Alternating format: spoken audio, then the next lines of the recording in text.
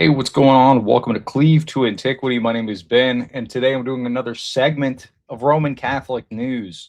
So I was going to do this last week. I was going to do This Week in Roman Catholic News last week, but there was way too much to cover, and I was feeling a little burned out, to be honest. But I'm back this week, and I have a ton to share with y'all. The news this week has been absolutely insane. I have a lot to cover. Oop, let me fix that. Sorry, that was my phone. But yeah, I have a lot to cover. This is going to be an interesting episode. If you haven't already, go ahead and like the live stream, subscribe to the channel. It definitely helps. But let me just preface by saying this, because I get a lot of comments that say, you're only covering Roman Catholic news because scandals somehow disprove the church. That's not the intent, right? I'm reporting the news. Do with it what you will. Whether you want to write the bishop a letter, whether you want to call out voice of reason, whether you want to do ABC 123, use this information. I'm simply presenting it to you. Use it however you want. Don't imagine my intent, okay? But anyway, let's dive into it. I've got an absolute ton of news to cover. Let me go ahead. Let's see. Yeah. Let's get let me get my incense sniffers to tap in. Type in one in the chat. Type in one W incense.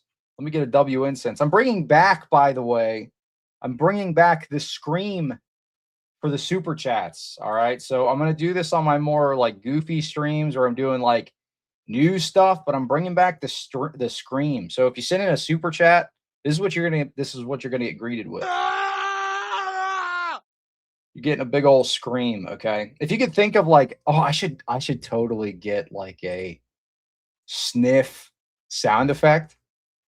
That'd be hilarious. All right, I'm gonna look into that for my next stream. I'll see if I can get like a sniff sound effect. Yeah, W incense, cleave through incense. Absolutely. Sniff. One, W incense. Based. All right, cool. Awesome. Yeah, let's get some W incense in the chat. Yeah, I'm something of an incense sniffer myself. Absolutely. A J unmute sound effect. Look, I get the J LARPer comment way too much. So no, I'm not doing I'm not doing an unmute dude sound effect. Yeah, get sniffing boys. That's right. W incense. All right, let's get serious. Let's focus. All right. I do have a super chat goal though if you want to help the show. Feel free to send in a super chat. You will be greeted by a big scream. Oh!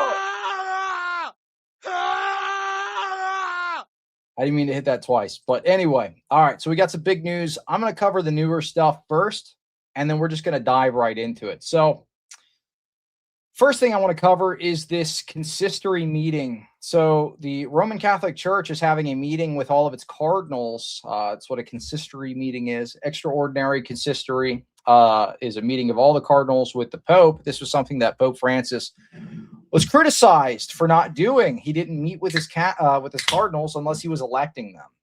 But some of the topics that are going to be discussed and some of the verbiage that has already been dropped by Pope Leo at this consistory and the people who he's invited to speak as keynote speakers are super, super concerning. Okay, so the first thing that I want to dive into is who he has invited to be one of the keynote speakers at the consistory meeting. None other than our dear close friend, Cardinal Timothy Ratcliffe. He's scheduled to deliver the meditation to the cardinals at the opening of the meeting this afternoon. Ratcliffe yesterday voiced support for moving swiftly to ordain women as deacons. He also said that there were Skittles popes in the past, and being Skittles shouldn't stop you from being a pope.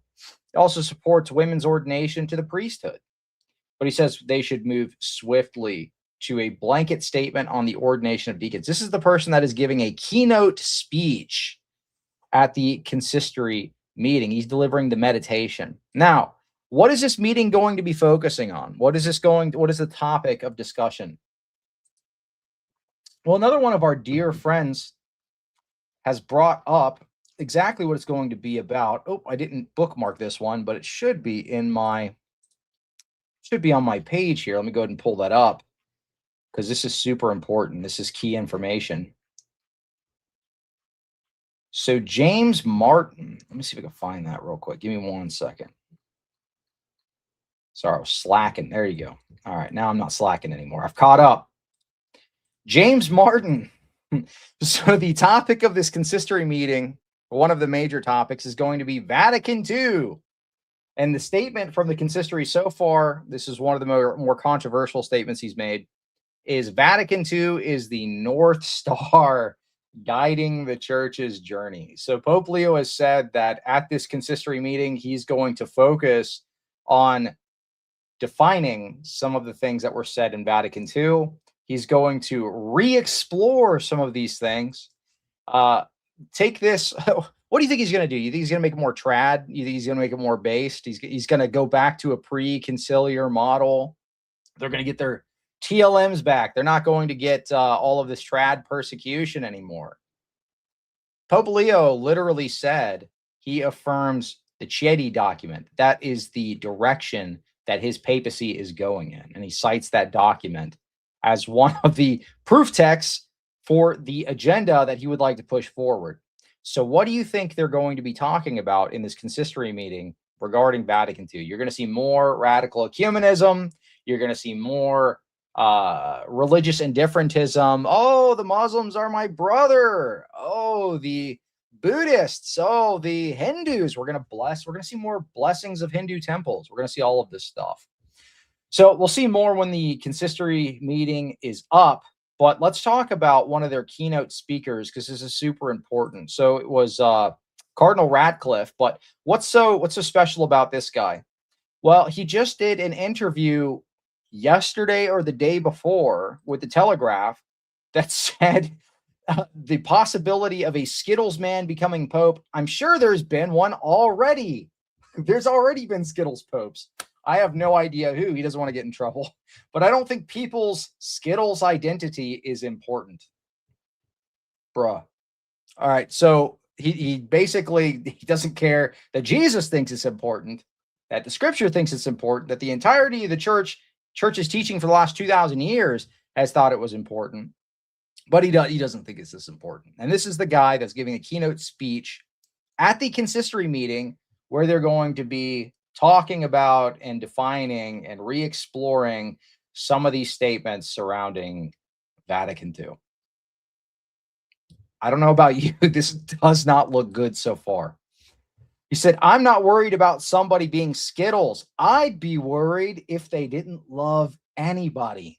Love is love. This kind of love is love. Water is water. Drink out of the toilet type statements. All right, I'm going to pull up the article. We're going to read this thing because this is some wild stuff. Some of the statements that he made in this interview are shocking. Cardinal Timothy Radcliffe, this is the guy giving the keynote speech, the meditation for the consistory meeting. No one can simply say, I'm a woman. Our biology is fundamental. The leading Catholic on transformer rights. An astonishing meeting with Pope Francis and what happened in the secret conclave, et cetera, et cetera. So this is the same guy that said, nobody can say that I'm a woman. Good grief. Wait a minute. I thought these meetings were supposed to give clarity. I don't believe there's going to be too much clarity presented at this year's consistory meeting. I don't know about you guys. But anyway, yeah, nobody can say I'm a man. How is this guy allowed to be a bishop? If you're a Catholic, you have to question that. Yep.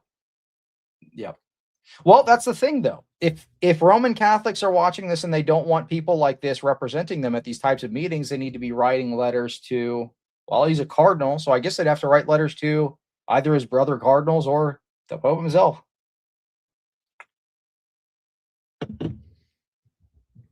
Absolutely wild. Yeah, I feel bad for trad cats. Absolutely. So that's our first item of business. The next thing that I want to dive into, other than the consistory meeting, is we're going to have more information drop on that soon. They were meeting today, so this is fresh info. We're going to be getting a lot more of this later on. But I mean, you have a couple of statements that are very shocking so far, or at least troubling. Some red flags going off. Vatican II is our North Star. The Roman Catholic apologists aren't going to like that too much. I affirm the Chetty document. That's Pope Leo saying that. The Roman Catholic apologists are not going to like that too much. Okay, so we're going to have an interesting year, and we're going to have a lot of stuff that the Roman Catholic pop apologists online are going to have to defend that are quite frankly indefensible. All of these arguments that they've been formulating, Chetty isn't magisterial. So what? Chetty isn't magisterial. Well, the Pope literally says he affirms it. That's the direction he's taking the church in. Oh, Vatican II, so on and so forth. We had Trent Horn say not that long ago, and I don't have anything against Trent Horn, but he did say this. He said, if you are a Roman Catholic, it is not grave matter if you privately reject Vatican II. That was his words. But now you have Pope Leo saying Vatican II is the direction that he's taking the church. This is the North Star. This is where he's taking the church. All of the things that you don't like about Vatican II, expect to see a massive increase. The Pope's praying in the mosques, blessing the Hindu temples. Okay, Muslims have the same God. All right, praying at the Protestant churches, praying at these various other churches. Apparently, these aren't sins anymore. Thomas Aquinas literally said, if you pray in the temple of Muhammad, you are apostate. You have left the faith. You're an apostate. But that doesn't matter anymore. So, they can go and pray in the synagogues and all of this other stuff, and it's no big deal. High Cleave to Antiquity, do you like seals? $2 super chat. No, I don't like seals at all. I do like manatees, though. Manatees are pretty based. Anyway, yeah, Pope is the greatest recruiter for Orthodoxy. Lord of mercy. Pray for these guys. This is a lot. This is a lot to deal with. All right, I'm going to get into some other news. Let's talk about Voice of Reason for a little bit. So Voice of Reason has been making a comeback tour. And people are not happy about this. He's been going wild, popping up on other people's channels. And then also, look what he's doing. He's using the collab feature. He says he doesn't have access to this channel that this guy does. The Roots of Orthodoxy guy, the Uniate Roman Catholic guy, has access to the channel. But he said his spiritual father, quote unquote, spiritual father said that he couldn't make public videos anymore. He had to make them on his Patreon. Well, he completely ignored that. And now he's come back to the public. He's making videos, posting them under his own channel. Voice of Reason right there. There's the channel. But he's doing the collab feature as like a workaround. And not only is he doing that, he went to a Protestant church, Protestant mega church with this guy, and was praying in this mega church with his friend Roots of Grifting here. So absolutely wild. So Voice of Reason goes to the mega church. He says, I can't. My spiritual father said I can't scandalize anybody anymore, so I have to make videos on Patreon. But that doesn't mean I can't pray in the mega church. So according to Thomas Aquinas, he's an apostate. I mean, this is a mess. You can't. Oh, well, the whole thing behind making the videos to Patreon only was to not scandalize anyone. You don't think this is scandalous, praying in a heterodox church? But I guess it's not that big of a deal in Roman Catholicism anymore. I mean, they're praying in the mosques. They're praying in the Hindu temples. You've got Pope JP2 with the pagan, basically Nat Geo dancers. I can't put the video up there, but there's a famous video of Pope JP2 having a liturgy in the Amazon, and there's completely, not wearing nothing, completely Natural Geographic style shaman ladies dancing around and receiving blessings from Pope JP2. So I guess this really ain't that big of a deal when you take all of that into account, but the trads are not happy about it. And to be honest, I agree with him. I wouldn't be happy about this either. This guy should delete his entire account, shouldn't be making videos, or at least at the bare minimum, he should have listened to his spiritual father. I don't know if Roman Catholics actually have spiritual fathers, and stayed offline. Okay. But let's be completely real. Pray for this dude. Because we can say what we don't like about what he's doing, but pray for him, pray for his body as well. All right, let's be at least somewhat charitable. The producer of Avoiding Babylon, this is Rob's channel, Rob's X. What a absolute lying piece of trash. Talking about the promise that he made. He made a public video where he came out and he's like crying. He's like, I know what I did was wrong, but I'm only gonna do Patreon. Oh my goodness, dude. Why would you make the video and say that you're coming out to do Patreon only videos and then come out and make a whole bunch of public videos just like this? This isn't even the first one. There's a whole bunch of them. And somebody else told me that Matt Fradd's TikTok has been nonstop uploading Voice of Reason posts back to back to back to back to back. So Catholic Inc. in and of itself is pushing this guy as some kind of a return. So everything that he said in that video, just a complete lie. TLM Ryan says, this kind of deviant can't obey his bishop, can't get off of social media, commits mortal sin by attending a Protestant service, which he is correct in their view. This would be considered mortal sin. Yet you also have popes doing this, so take that with, do with that what you want. He's on a highway to hell, and his fans are helping him get there. Yeah, pray for him. Pray for both of these dudes, because this is not good behavior. Not only did he say that, but this is a clip from the video that Anthony, who was just on the show, guy I respect quite a bit, trad Catholic, who's rightfully upset about this, says not only did he go, but he loved it, wants to go again. He'll go anywhere if it gets clicks. Anywhere. Let's take a look. Your home church, bro, especially the gentleman, the lead singer, that has to be one of the most amazing singing voices I've ever heard in my life. It was fantastic. Would you go again? I would, yeah. There we go. Yeah. Would you go again to my Protestant megachurch? Yeah, that's right. Yeah, I would love to go again. And his public video. Look, if you were going to try to sneak back into making public videos again, you would think you would try to do it on like the least controversial subject you could possibly do. But no, what does he do? He goes right into a heterodox church, is worshiping in the heterodox church. He's literally doing the Iran's position, okay, which really the priest is supposed to do. It's just supposed to be for the priest. But he's doing this in the heterodox megachurch with his Protestant friend and say, I loved it. I would go again and again and again. I loved your Protestant megachurch, your non-denominational megachurch that basically has a rock band, so on and so forth. He's like, I loved his voice. He had a beautiful voice. Your home church, bro, especially the gentleman, the lead singer, that has to be one of the most amazing singing voices I've ever heard in my life. It was fantastic. Would you go again? I love the non-denominational liturgy. Your rock band liturgy. I loved it. You probably got the coffee there too. Now I'll stop being so mean. But jeez, this is a mess. This is a huge mess. Contemporary Compendium, $5. Thank you so much. This lines up with Catholic leadership's action. Always leave yourself a way out. If you can't, redefine terms. If you can't, it's not ex cathedra. Yeah, it is. You see this in the debates. You see this quite often. You saw this in the Elijah Yossi debate. Doesn't want to get too specific with his terms. Presents something, defends basically in practice papal maximalism, and then retreats back to papal minimalism when it suits him. But thank you for the super chat. You get one scream. Well, I also forgot to give this other guy a scream. I cleave to antiquity.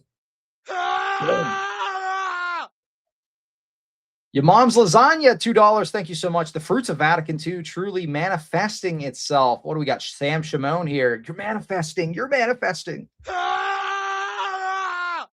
The orbs. Voice of Reason versus Cleave to Antiquity live stream. Look, when Anthony was on, I said if Voice of Reason wanted to come on and kind of explain why he's doing what he's doing, I said I might consider it. I don't know about that. This is pretty blatant. So I don't know if I would actually do that. But I'll give you one screen for this. Yeah, I don't know what purpose that would serve though. Anyway. Yeah, I really enjoyed it. I really love your lead singer. I would go again and again and again and again. So this is the thing though. Like if you're a good friend Why are you enabling him to go out there and to go to these heterodox service? Not only enabling him to do so, but you're taking him there. I mean, one of the first videos that he did coming back was with a Monophysite priest. So he went to a Coptic church and was basically doing an interview with a Coptic priest. And he put this under Patreon. And he said, oh, look, and everybody freaked out. They're like, why is he making a comeback? Like his bishop said, stop making videos. Why is he making a comeback? So he makes this video and he says, oh, well, my spiritual father says I can only make them on Patreon. So that's why I put that one on Patreon. And then immediately after that, he does a whole bunch of videos like this. We watched a short of his in the last stream as well. Did they attend Cleve's former church? My former church was not a mega church, but that's funny. Roots of Orthodoxy and Voice of Orbs. Voice of Orbs. Yeah, we Orban with this one. You need to have a bowling competition. That's rough. All right, let's take a look at the other news I have here. There's a lot that could be said about Voice of Reason, but I don't want to harp on him too much. What I would like to discuss, though, let me pull this up real quick. I'm going to go ahead and pull up the Joe Heschmeyer nonsense because this was kind of interesting. So for those of you that aren't aware, Alex Sorin had a debate with Elijah Yassi. He absolutely smoked Elijah. And then on X, a bunch of the Roman Catholics were coping all over the place. No. Even though the debate poll showed decisively that Alex Sorin won, even though half the Roman Catholics in the live stream that did that poll said that Alex Sorin won, they come in and say, no, actually it was Elijah because we can't we can't ever just take the loss, even though it's blatantly obvious. So they'll go on there and they'll lie and they'll scam and they'll do all of this other stuff. So we have Joe Heschmeyer, shameless popery. I'm going to go ahead and pull this up. Was scheduled to have a debate with Alex Sorin in, I believe, April, ? But he has since canceled. He canceled at 4 a.m.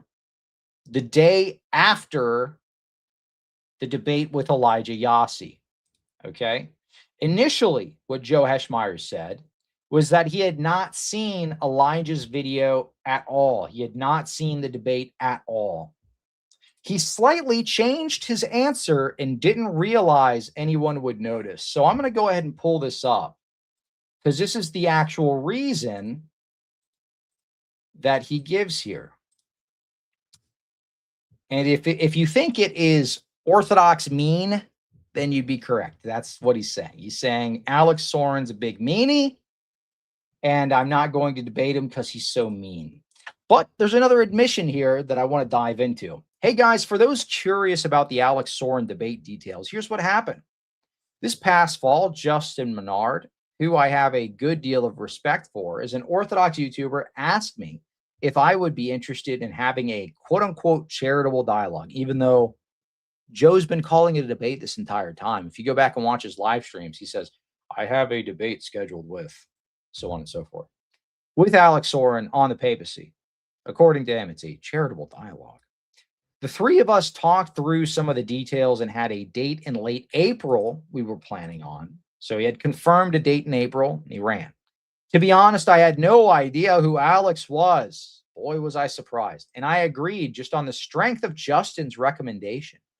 But after I came back from the Sikh conference, I opened Twitter and I saw how ugly things got after his debate with Elijah Yassi. I decided it didn't seem like this was going to be a charitable dialogue at all. This was going to be a debate.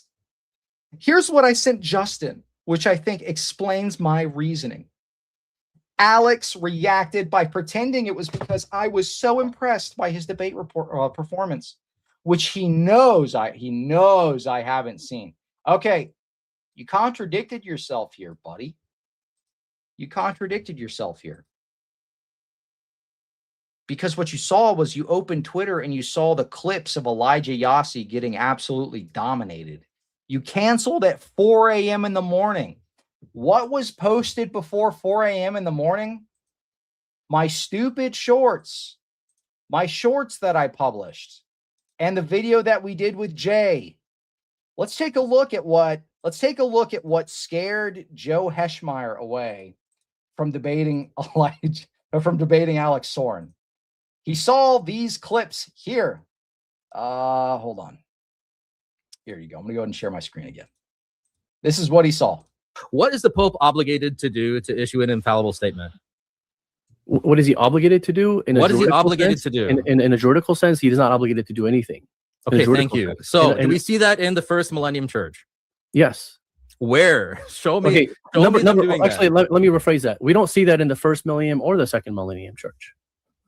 I got this. So that's what he saw. He saw the clips of Elijah Yasi getting absolutely destroyed because he backed out at 4 a.m. in the morning. He says, I never saw the debate. I never saw the debate. He saw the clips that were all over X. That's why he canceled. That's why he canceled. He's trying to pretend like, I never saw the debate. Well, you might not have seen the entire thing, but you didn't need to watch the clips to see that Elijah Yasi got absolutely destroyed and all the Roman Catholics coping about it all day. Elijah posted for 4 days straight, almost every hour on the hour, coping about his embarrassing loss. Okay. So this is why he backed out of the debate. All right, let's go back to his excuse because I want to read more of this. Let's go back to Joe's excuse. All right, we're going to check it out. Because it gets worse. All right, it gets worse. Not only did he get caught, he got caught because he said, I opened up Twitter. And what did I see? Oh, am I doing a voice of reason? I opened up Twitter and I saw some plump booties, so I had to back out. All right, let's see what he says. So Alex reacted by pretending it was because I was so impressed by his debate performance, which he knows I haven't seen yet. You saw the clips on Twitter, dude. And making this thumbnail. This has not exactly changed my opinion that dialoguing with him would be unproductive. Still, I wish him the best. He's doing he's Mr. Pious. Catholic and Orthodox views on the papacy and where we agree and disagree. Oh, let me open this up because I think this gets bigger. Oh, maybe not. Maybe you just clipped it or whatever. Anyway, that seemed like something I could participate in without a lot of prep. But it seems like you guys are more interested in something like a debate. I was wanting a charitable dialogue. Which I really don't have the time or interest in prepping adequately for. This basically, I don't have the time or interest in prepping for this because Alex Sorin smoked the crap out of Elijah Yasi. He smoked them, burnt them to a crisp. I don't have time to prep against that. It's been more time consuming than I expected already. And we're several months out. More time consuming what? Watching the clips. Watching the clips. Watching tape, dude. That's what you do before a debate. I never watched the debate. I watched the clips, and Alex Sorin absolutely just demolished Elijah Yasi. We're several months out. It's been more work.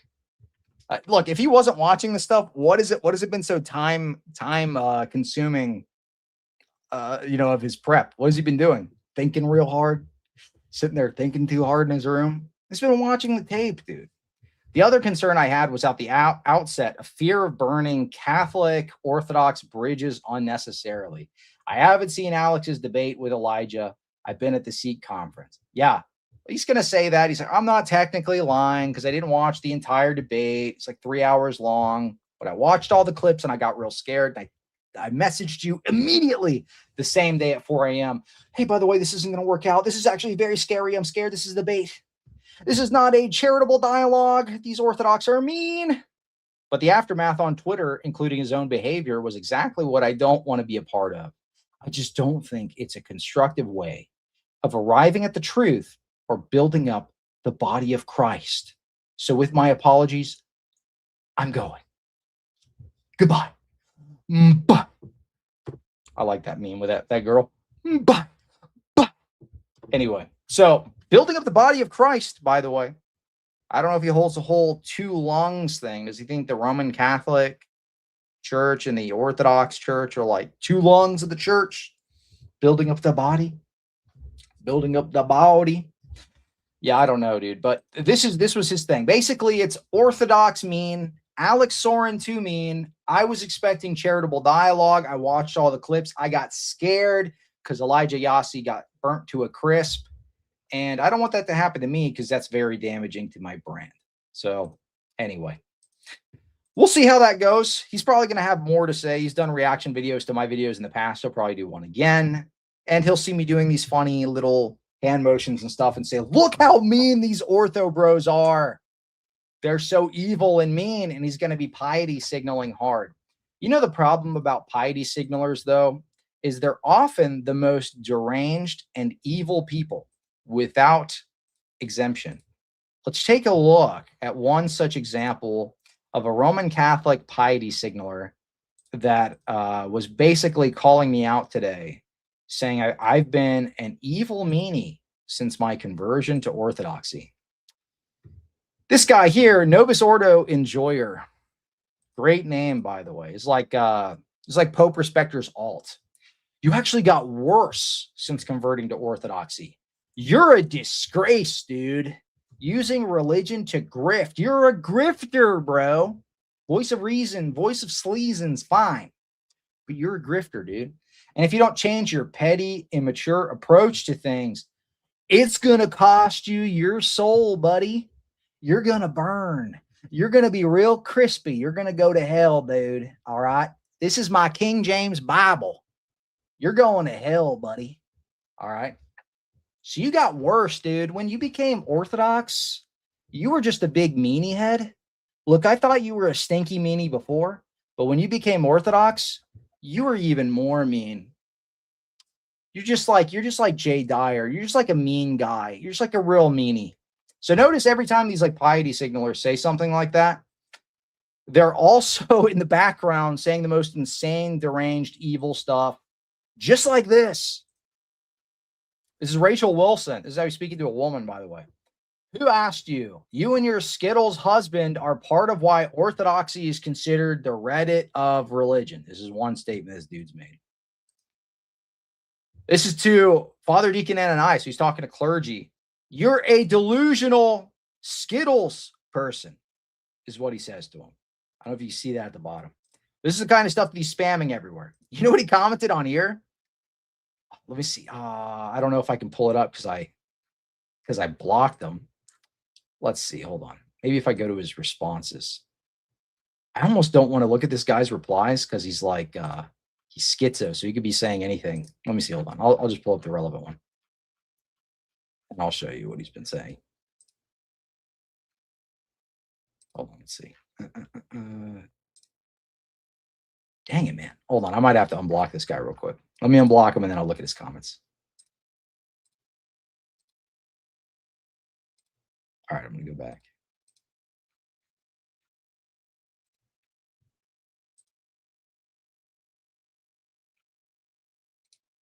Hold on. Jeez. Boomer tech. All right, we're going to look at this. Yeah, here you go. All right, I'm going to go ahead and share it. So this is his response to me saying piety signalers. I said, one thing I've noticed, piety signalers are often the most rabid, nasty people, while the mean debaters are often very kind and level-headed outside of the debate context. This is his response. This is how he proves me wrong. Screenshot this. You're a piece of grifter and someone needs to kick your... So basically threatening me with violence. That's his response. The piety signaler supreme. So this is your very pious, humble Roman Catholic. Debates are mean. You're a big meanie because you converted to Orthodoxy. By the way, you should probably get beat up and assaulted, and somebody should do something about you. That's how you know they're threatened, by the way. That's how you know they're threatened. The Muslims do this when they're threatened. They'll give you like death threats and things like this. The Roman Catholics will threaten to beat you up whenever they're losing horribly. And notice what he's coping about. He's coping about Joe Heschmeyer backing out of the Alex Sorin debate. This guy was going on a tirade, replying to like every Alex Sorin post on Twitter, insulting people. So that's how you know they're threatened. This guy is scared. He is scared to death. So what do they do when they're threatened? They threaten violence. What happened to Trent Doherty when he was getting smoked by Jay Dyer? He threatened him. He said, I'm going to go box you, dude. Let me fly you out. I'm going to fly you out, bro. We're going to be boxing, dog. We're going to be boxing, dog. You call me out on Vatican II? We boxing, dog. That's what he did in the debate. What did he do with me when he lost horribly on the Vatican II debate? Crashed out. Flipped me off. Cursed at me. Said, you are not a Christian. That is not Christ-like. How could a Christian talk like this? F you. How could a Christian talk like this? That's what he did. So this is what I've noticed from piety signalers. And this isn't exclusive to the Roman Catholic camp, but this has been happening quite a bit lately with the Roman Catholics. Okay. Granted, I have a great deal of respect for many of the trads out there that don't act like insane people. But we saw this with Trent Doherty. We saw this with several other Roman Catholic debaters. It just continues to happen over and over and over again. But anyway, this is your piety report. The piety report. So Joe Heschmeyer, piety signal, says he's backing out of the debate because Alex Sorin is a big meanie head. He's a big meanie, and he shouldn't be talking like that because it's not super nice, and you're hurting my fifis. I wanted a nice charitable talk, a nice little tiptoe. We're going to drink tea, and we're going to talk about our fifis. But that doesn't seem like what you want to do. You want a big debate. You want a debate me. Even though this is what he called it. And he cancels the day after Elijah Yassi gets absolutely demolished. What do you think the explanation is? He saw the clips. What were out prior to 4 a.m.? What was posted and out there prior to 4 a.m.? The clips that I made as soon as the debate was over. I even made one while the debate was still going, by the way. So the clips that I made, the clips that were going around, the clips that people had sent me, the clips that we talked about on Jay Dyer's show. So what do you think he had seen up until that point? The clips. He saw the clips and got scared. I didn't watch the full debate. Well, you don't have to know if the guy lost horribly. You saw the clips. It's pretty decisive. All right. Let me look at the super chats because we've got some in here. Shameless piety signaler. Yeah, thank you for the super chat. I appreciate you. Yeah, the piety signaling is exhausting. Give at least a legit reason. He could have just said, I'm too busy. But you have to be like, actually, this is not furthering the mission. This is not what we should be doing, guys. Please. Thank you for your super chat. I appreciate it. Thank you so much. Happy Nativity to the Russians and Serbs out there. Christ is born. Let me get glorify him. Spam glorify him in the chat. Glorify him. Let me get that in the chat. Let's honor our Lord. Let's honor our Lord right now. Absolutely. All right. Bro debated Need God and Alex is too far. Yeah, needgod.net. Glorify him, glorify him, glorify him. Base. We love Jesus in this chat. We love Jesus. That's right. Glorify him. We love Jesus Christ in this chat. Christ is born. Extremely based. Don't stop. Glorify him, glorify him, glorify him. That's right. Beautiful. Dude, I love Jesus so much. I keep this icon. I might not have it in my background. Keep this icon right at my desk. Christ is born. Absolutely. All right, let's keep going. Let's keep going, guys. Bro debated Need God and Alice is too far. Yeah, needgod.net ain't the most charitable debater. We saw the interaction between Alex Sorin and needgod.net, and he basically said, get out of here and kick the guy. So I don't know if he's the most charitable debater out there. He also was a liar too, needgod.net. He fabricated church father citations. Joe actually called that out. He just debated a Mormon who basically came out and also called him a liar and all this other stuff and had a big, nasty fallout on X. So what is he talking about? He regularly gets involved in debates that have big, nasty fallouts on X. But in this case, it was because he actually watched the clips and he got scared. What was posted at 4 a.m.? Yeah, my short phrasing. Pause. Pause. That's not what I mean, fellas. That's not what I mean. Pause. You get one scream for that. That is a scary super chat. But thank you so much for the $2 super chat. I appreciate you. True with the $5 super chat. Thank you so much. He respects Justin so much, he doesn't think he could guide a charitable conversation. Why can't he just admit he now knows pop arguments won't work? That's exactly right. He's shaken. He's spooked. He doesn't want to debate Alex Sorin at all. He wants to run, but he wants to do it the most pious way possible. How do you save face? What is the best way to save face if you're too scared? You just call the other person mean. That's what people do to Jay because they're so scared to debate Jay because he absolutely demolishes every Roman Catholic that he debates. Every single one without equivocation. Nobody wants to debate him. So what's the excuse they make? He's too mean. Jay's too mean. Jay's a nice guy. I've met him in person. I've debated Jay. I didn't think he was a meanie, a big meanie. I think he could be aggressive. Sure. That's rhetoric. That's the way debates work. But Jay's a nice guy. He is not mean. But anyway, yeah, he respects Justin so much. He basically thinks he's incompetent, can't moderate a debate. Pretty much. Yeah. I respect him so much. I'm going to save face by saying Alex is a big meanie. This isn't charitable. I didn't know pie was evil. I'll stop eating. What are you talking about, man? Thank you for the super chat. But you always send me the strangest stuff. I love you, though. God bless you. That deserves a screen.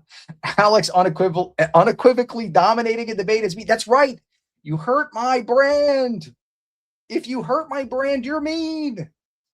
They can't think I'm the like based lawyer Roman Catholic debater that debates James White. He had a big debate with James White. Absolutely demolished him. Joe Heschmeyer demolished needgod.net. That ain't that hard, though. I did like that. I did a live stream after that debate. I did like that one line he said. He's like, well, tell me one church father that agrees with you. Just to name one. Name one. It's such a simple argument. But come on, Joe. Why are you running, dude? You don't have to be like this, man. We got Alex Sorin in the chat. Thank you so much. Thank you so much for the $5 super chat. I see threats from only one side, the Roman Catholics. I also forgot he literally said F you. How could you talk like that? Yeah, that's what he said. That he's talking about Trent Doherty. That was during the debate. He said, how could you say something like that? You're not Christian. And then he flicks me off and says F you. This is how the piety signalers are, man. But you've got some that are a little more sneaky where they'll be pious. They'll be super pious to your face, but then they try to like destroy your life in the background. They'll be like, oh, I just want to know who your bishop is. I just want to know. You should be able to tell me who your bishop is. And like write like a million letters and like get you fired from your job and stuff. But yeah, I don't know. That's just the way piety signalers are. It is like a spiritual disease, I think. It is indicative of a deeper problem. If you cannot handle discussions, if you can't handle debates, then don't do them. But don't piety signal and say, debaters are so mean. And then you're a debater, dude. What do you mean? He's so mean. He's so mean. I won't debate him because he's mean. You're an actual debater, Joe. This is what you do. This is how you make your money. You get paid by Catholic Inc. to do debates. Don't complain that people are mean. This is ridiculous. Thank you for the super chat. Thank God for the Orthodox Church. Absolutely. Praise God. And thank you for the big super chat. $20. Appreciate it. On the desk right now, under the YouTube play button. Look, I don't have 100,000 subscribers, and I'm not putting that thing in my icon corner. Did y'all see that? Roots of Grifting basically had a his play button. Let me see if I can find that. Roots of Orthodoxy play button in his icon corner. he's like venerating his Roots of yeah, there it is. Okay. That's hilarious. Hold on. So he's like venerating his YouTube play button. Hold on. There you go. So this is his icon corner. He's got his YouTube play button for 100,000 subscribers right in the middle of all of his icons. So he's like doing his prayers, kissing and venerating his play button. Absolutely ridiculous. Absolutely. But I mean, I guess it tells you kind of where the priorities are, right? Yeah, above the Theotokos. Yeah, he's got his YouTube play button above the Theotokos. Good grief, dog. Yeah, his recent video going to 2 mega churches is funny. I'd go again. Lord have mercy on him. Yeah, that's right. What a mess. What a mess. Yeah, so he's got in his icon corner the play button right there, smack dab in the middle. He's got his buddy, Roots of Orthodoxy, whose bishop said, don't make any more videos. You also can't, well, actually, no, I think his bishop said, I don't think his bishop said don't make any more videos. His bishop said that you can't do any church-related ministry ever again or something like that. Or he just said you can't do that. Putting the kibosh. So that means being a catechist. That means doing conferences or something, talking about things related to the church, so on and so forth. You would think that would include YouTube videos, but apparently his priest said, no, actually, this is just talking about, yada, yada. Your private stuff is no big deal. So his priest, his spiritual father, I don't know if uniates have spiritual fathers, but he said basically you can upload to Patreon only because it's private, but he's been on a spree making videos publicly back to back to back to back to back. They made a brand new channel and uploaded shorts where they were like, I'm going to ask you 10 questions. Voice of reason. What's your favorite saint? What would you rather be Orthodox or would you rather be Protestant? Or these types of things. But anyway, Roots of Orthodoxy, the uniate Roman Catholic guy, has his play button in the middle of his icon corner. Lord of mercy. Lord of mercy. All right. Anyway, yeah, that was a good call. Can we get this disgusting picture off the screen? Aye, Captain. You got it. That's right. Hey, that's my Godfather's tweet based. Voice of Reason spiritual director gave him a virtual restraining order. Ecumenism is bad because I am like flowers. Oh, it's you. It's you, Mr. Seal Man. Schizo ranting in my chat. That's all right. I love you, man. All right, let's see. Phoenix, thanks for becoming a member. I appreciate it. I'm going to be uploading some more member stuff. I might end up doing. All right, Alex. I think you were right. I might end up doing what Alex does with his not live videos, his pre-recorded videos, and I might have them upload like a day to members first. Okay. So I think that's what I'm going to end up doing. I'll upload them and then I'll have them be for members for like a day. I'll do like a little test run with that to see if that impacts performance. I think Alex is right. I think that's the right way to go about it. So that'll be another little member perk for y'all. All right. Anyway, let's get back to the news. I'm getting derailed. Voice of Reason. He just draws you in. It's that deep voice. He's like, the Council of Ephesus. The Council of Ephesus erred. Nestorius actually isn't Nestorian. Yeah, got to respect the members. It's right. Why did he have Eastern Orthodox saints in his corner? I don't know, dude. I have no idea. Look, this is the thing. The Uniates venerate Palamas, okay? Some of these like the Syro-Malabar, like Oriental Uniates, literally have liturgies that venerate Nestorius. So, I mean, anything goes. Anything goes in the Uniate groups. Yeah, the Nestorian booty. That's hilarious. Yeah, nobody gets it. Nobody gets it at all. Yeah. What a mess. So he goes to the mega church and he says, I loved it. I would go back. I love the mega church. All right, let's get back into the news. Let's get serious. I got to lock in. All right, let's get serious. Bishop Hicks. You remember Bishop Hicks? This was somebody that Pope Respecter said is our based trad hero. He said Pope Leo only appoints based trads. He said Pope Leo has made excellent appointments to bishop. This is Leo's new bishop appointment, Bishop Hicks.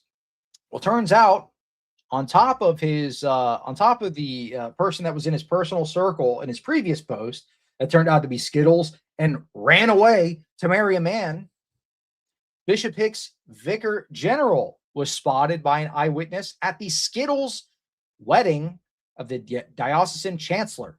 So all the people in his personal circle. So at this Skittles marriage where his former chancellor ran off to go get married to a man, his vicar general was also there. This raises all kinds of questions, not the least of how could this have escaped the notice or knowledge of Bishop Hicks himself? And guess what? These people were not disciplined. This was somebody that Anthony from Avoiding Babylon actually called out. When Bishop Hicks had his speech, he was talking with the nice lisp. He was saying, guys, I love Chicago. I love your sports team. They're so nice. Yeah. So this is the base trad. So Father Richard Smith is a Bishop Hicks vicar general, was spotted at a Skittles wedding, still in his position, by the way, hasn't been deposed, no disciplinary action taken. He's still there, was at a Skittles marriage. This stuff really doesn't seem to matter that much. If you are a traditional Roman Catholic, which is Lepanto Institute, this is a traditional Roman Catholic institute, and they're reporting on this. They're calling it out. That's what you should be doing. Call this stuff out. Write to Bishop Hicks. Tell him, I don't like that you did not discipline ABC 123. Guess what happens if he gets enough letters like that? Who's his boss? Write to his boss, right? You want to see change, you write to the leadership, right? That's the right way to do the whole writing to the bishop thing. The wrong way to do the whole writing to the bishop thing is Alex Sorin smoked me in a debate. Let me get Alex Sorin's bishop's name so I can tell him Alex is mean, right? Alex, I'm writing your bishop because you were too mean in that debate. So he's got to put the kibosh to this because you can't keep making us Roman Catholics look bad. The right way to do it is write the leadership so you can see change in the church. You know what's not going to change the church? Persecuting lay people, persecuting people who are doing debates, persecuting the people who are actually calling this stuff out, which you see everywhere. The people that are the piety signalers or whatever, they don't want people calling out the stuff going on in the hierarchy. You do videos on the CIA connections to the EP and you get like 5 nasty grams or something. Okay. So this is what happens. This is what happens in every circle. The piety signalers are like the most insidious, nasty, evil people typically. But if you want to actually have change, you know the way to do it. Write the bishops, be a little bit of a squeaky wheel for the issues that matter. This is an issue that matters. The Skittles weddings. You know, one thing that Michael Lofton said, and you know, we have an interesting history. He's threatened to sue me in the past, but we had a good discussion, kind of squashed that. But Michael Lofton made a good comment in his most recent video in which he stated that they're doing this whole consistory meeting, and they're talking about Vatican II, and that's the focus, that's the guiding, that's the North Star. And they're talking about ABC 123. Well, one of the options that they had to discuss, they said, we'll only get to 2 of these options. We're going to list a whole bunch of things. We'll only get to 2 of them, but here's like 4 choices. One of them was the liturgy. Okay, they decided not to go with that. But Michael Lofton said, wait a minute. Why don't we address all of the pride masses going on in the Roman Catholic Church? If that's actually a problem, you're having all the cardinals meet together. You're having them all meet in one place. Why don't we put the kibosh on the pride masses that are scandalizing everybody, if that is actually something that Pope Leo is against. This is what Michael Lofton said. He's the guy calling this out right now. It's a good point. Why don't they call out the pride masses? Well, you know what? It's because I believe Leo actually supports them. I believe he actually supports them. If you were to look at the Jubilee parade that happened not that long ago, into the heart of the Vatican, they had a Skittles parade with a rainbow cross. They did a whole procession. Leo literally sent a bishop to go celebrate that mass. And this bishop has said openly that he supports giving unrepentant Skittles people the Eucharist. Do you know what Pope Leo also said that we had found out, that he had said at the consistory meeting today? He said we need to examine the signs of the times. We need to get with the times. So this is a pope that his focus is getting with the times. Okay, where do you hear this kind of rhetoric? Those traditional values don't matter that much anymore. We need to get with the times. This is a statement by Pope Leo at the recent consistory meeting. And I'm not the only one reporting on this. Michael Lofton has also reported on this earlier today. Anthony Stein reported on this as well. Return to tradition. I don't know if he reported on those exact words, but he did report on the meeting today. But yeah, he said we need to get with the times, guys. We need to examine the signs of the times. This is the language. Vatican II is the North Star of the way that I'm taking the church. I'm taking the church in the direction of Vatican II. What does Vatican II say? Muslims got the same God as Christians. Jews got the same God as Christians. Even Hindus got the same God as Christians. It also makes, as Michael Lofton points out, basically says that they can be saved. That they can be saved. They can be saved through their rituals. Crazy. Absolutely wild. Anyway, it's become, yeah, exactly. The signs of the times is that orthodoxy is the truth. This is becoming more and more apparent, in my opinion. The waters are rising. God is making it very abundantly clear where the ark of salvation is. All of these other churches have these insane things happening back to back to back to back. I've been able to make this a weekly series, okay, covering just news in Roman Catholicism. If I were to include Protestantism, I could probably do it every single day. Okay, I could probably do the Roman Catholic series every day, but I think I'd go insane, legitimately. But the waters are rising. Get aboard the ark. It honestly kind of scares me to an extent, the degree to which these things are escalating. Bro, how did they throw Hindus in there? They're polytheists. Go look up. All right, this is legit. This is, you know what? I could probably just pull it up. I'm going to pull up. Give me just a moment. I'm going to pull up Vatican II. Vatican II Hindus. I believe it is in Nostra Aetate. Oh, you know what? It was also in a very recent statement, too. So they affirmed Vatican II actually talks about Hindus having the same God. Did you know this? So not only does Vatican II mention it, a very recent statement by the Vatican actually confirms that is what Vatican II means by that. It means Hindus have the same God. Did you know this? Let's see. Hold on 1 second. Let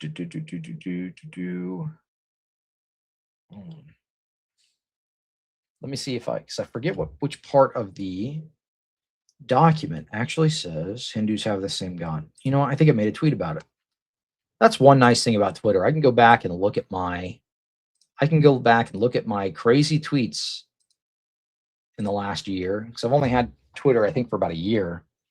And I can pull up Hindu. I'll just type in Hindu.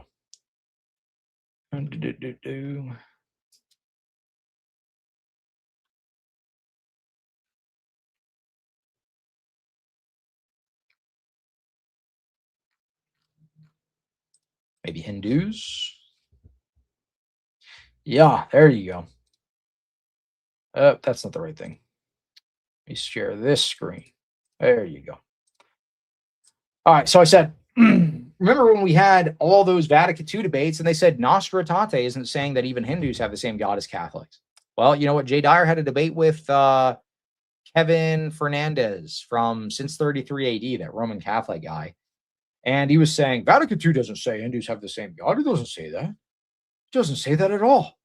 Well, what does this mean? When they use the capital G to talk about Hindus, uses the authoritative statement. What do you usually use a capital G for? You don't usually use that for fake pagan gods, do you?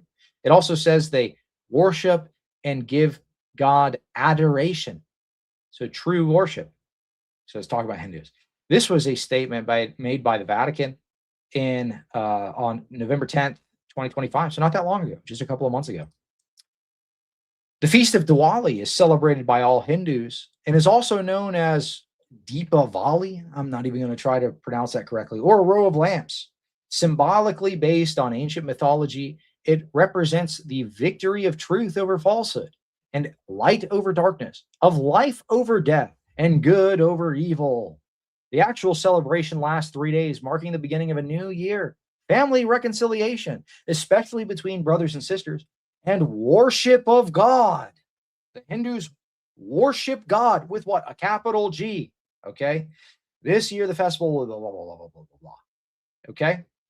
This is in the spirit of Nostra Aetate, Vatican II. Vatican II teaches even Hindus worship the same God. This is the direction that Leo is taking the Roman Catholic Church. These are the documents that are being published just this last year, not even 3 months ago. This was published. Hindus have the same God. This is the definition. This is what we mean in Vatican II. So there's no more room for confusion, you silly trads. There's no more room for confusion. Hindus worship the same God as us, is what the Roman Catholic Church teaches in Vatican II. And that is what the consistory meeting by Pope Leo is going to be covering. Literally today is what they were covering today and tomorrow and so on and so forth. They are focusing on Vatican II. And Vatican II is the North Star of the church. This is the direction we're going in. The worship of God the Hindus give. They have the same God. Yeah. Amazing. Amazing. All right, let me look at these super chats. Thanks for $5 super chat. Thanks for the thumbnail, Cleve. I was wondering what made me bald. Yeah, all this Roman Catholic news, it's back to back to back. I think you gotta have fun with it. If you take the black pills too serious, I think you will actually go insane. Which is why I think the Roman Catholics that report on this stuff, pray for they're doing a good thing by reporting on it, but pray for their sanity. I can't imagine being in this system and reporting on this stuff nonstop. But thank you for the super chat. Here's a scream for you. Mega churches are full of young, emotionally worked up women. Of course, of course, Voice of Sleason would love to go back. There's a lot of plump booties. That's a good point. Lord have mercy. Yeah. That is unfortunately a reality. They typically do not dress too conservative at these mega churches, man. It is I think somebody like that, unfortunately, would probably fit in pretty well. The squeaky wheel gets the voice of Greason. The voice those Jay's like AI videos where he's making the music and stuff. Those get more and more deranged the further and further he makes them. The Sam Shimon one was absolutely unhinged, but I love it. It's hilarious. All right. Let's see. No, he did not. That's a joke. That's a Jay Dyer meme. All right. Well, let's keep on because believe it or not, that's not the only news I have. I have a ton of news to cover with y'all. That's why I did this in a live stream. There was no way I could do this in a short video.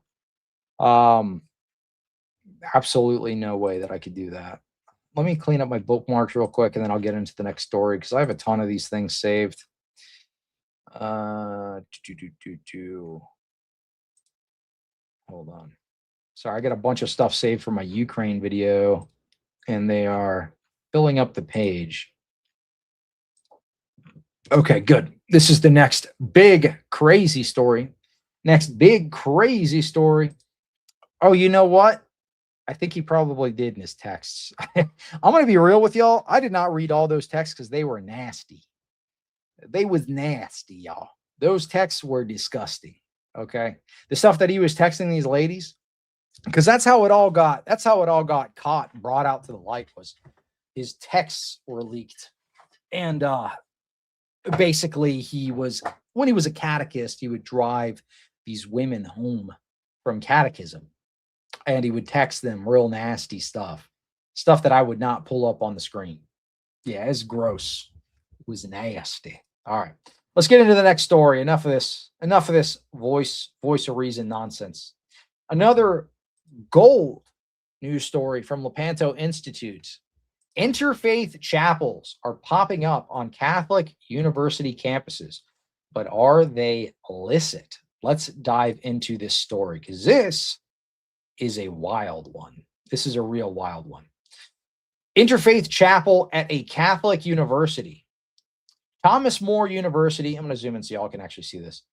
Thomas More University is the Catholic liberal arts university of the Diocese of Covington, Kentucky. As such, it operates under diocesan authority, including the oversight of its Catholic identity, liturgical life, and the designation and use of worship spaces, rather. This arrangement remains under the oversight of the current diocesan bishop, Bishop J. Iffert, who has publicly defended a mass associated with a Skittles support group. Is anyone surprised that this controversy is backed by somebody whose authority he uses to literally defend Skittles masses? You think this guy is going to care too much about a joint worship service with Muslims, Hindus, and all these people, and Roman Catholics? I don't think he cares too much about the mass at all. And in January 2024, removed ministerial faculties from priests critical of the post-Vatican II Roman Rite.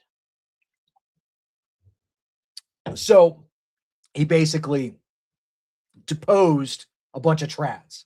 So he says, trad priests, get out. We getting Skittles up in here, dude. If you're not down with the Skittles mass, you're fired, bro. You're out of here. All these trads, you make me sick. All right, you're making me sick. Ugh. If you're not down with the Skittles mass, you are not working in my diocese. Simple as this. You don't want to have joint Hindu-Muslim worship?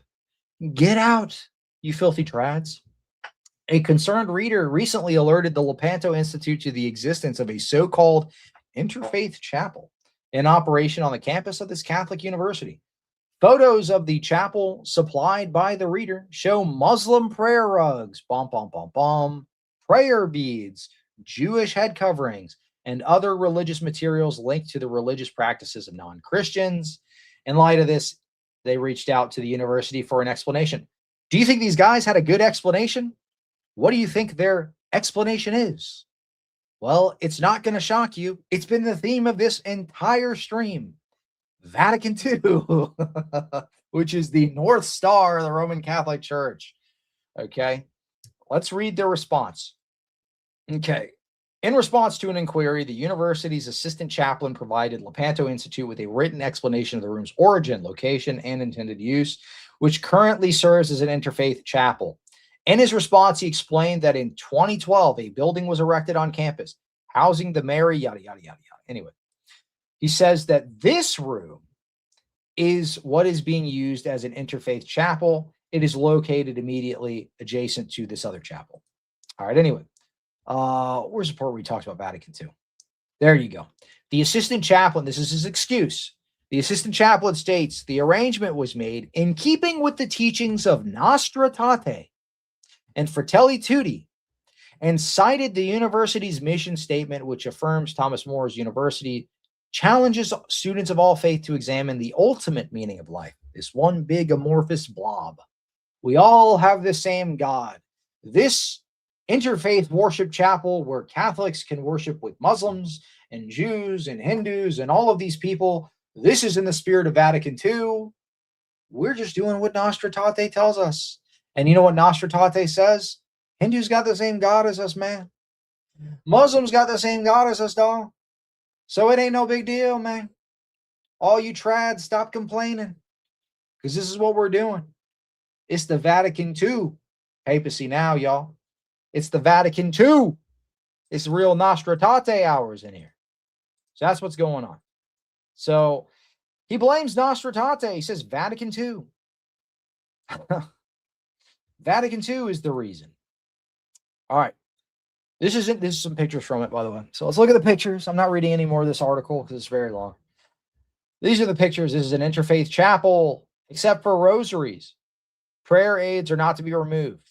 This includes QR codes, prayer beads, kippahs, etc. So they have QR codes so they can follow along with the joint worship service and do their own religious worship at the same time as the others. They're doing it at the same time. They have QR codes to scan so they can follow along with their own religious nonsense at the same time.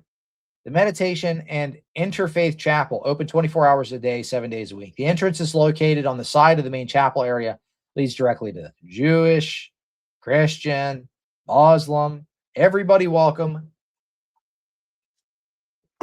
Prayer rugs provided. They took pictures, Islamic prayer rugs up here. QR codes so you can read the Hebrew Bible, the Quran, so on and so forth. So you get the point. Interfaith joint worship services, Roman Catholic universities. What a mess. What a mess. Anyway. All right. So believe it or not, I have a lot of news stories to cover. Do me a favor, though. If you really like this type of series, if you really like this series, let me know by liking this stream and also help me reach the super chat goal. Because if this stream gets a lot of likes, I'm going to continue to do the Roman Catholic news series. So I appreciate it. Let's see. Hey, what's up, cool dude? Good to see you, dude. Taylor Marshall is streaming. I'm tempted to go ask about it. To be honest, Taylor Marshall calls his stuff out, so he probably already talks about it. He probably already reported on it. All right, let's see. Let's do another one. Let's do another crazy news story here.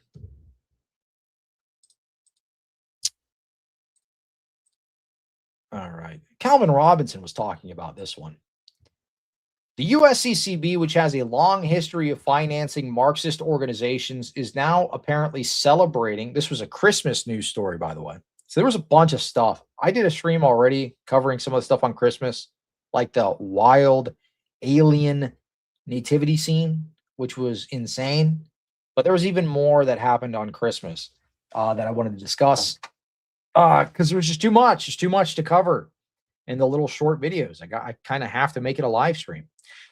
The USCCB, which has a long history of financing Marxist organizations, this is the United States Council of Catholic Bishops, by the way, called Kwanzaa, which was invented specifically to be a black alternative to Christmas. So they're celebrating Kwanzaa, basically. The guy who invented Kwanzaa was a Marxist who challenged the sanity of Jesus and declared Christianity a quote-unquote white religion that black people should shun, and who went to prison for felony assault, torture, and false imprisonment of women. So we've got the USCCB endorsing Kwanzaa. Let me go ahead and pull this up, and we'll watch this brief video. So this is the USCCB. This is the United States Council of Catholic Bishops endorsing Kwanzaa. Unity that costs, unity that heals. Today, on December 26th, we stand at a sacred crossroads. The church remembers St. Stephen's, the first martyr, and our community begins the celebration of Kwanzaa, grounded in the principle of umoja, which means unity. At first glance, does anybody actually celebrate Kwanzaa? It seems like a fake holiday that liberals and politicians celebrate. And that's it. I don't see anybody other than people who just pretty much just don't like white people. That seems to be the group that celebrates Kwanzaa, or politicians, liberal politicians. Does anybody actually celebrate this in real life? I don't think so. Stephen's story may seem like an odd companion to a celebration of unity. After all, his witness leads not to applause, but to stones, not to harmony, but to violence. Yet this is precisely where unity becomes real. Stephen does not die because he seeks division. He dies because he refuses to abandon truth, justice, and faithfulness to God, even when the cost is high. His life teaches us that unity is not the absence of conflict, but the courage to stand together for what is right. Umoja calls us to unity. Emoja. We're talking about emoja, y'all. We're talking about this emoja Kwanzaa craziness. We're getting emoja up in here for Kwanzaa. Don't be talking about no Christmas. We don't even celebrate Christmas no more. We're celebrating emoja now. We're celebrating Kwanzaa. In family, community, nation, and people.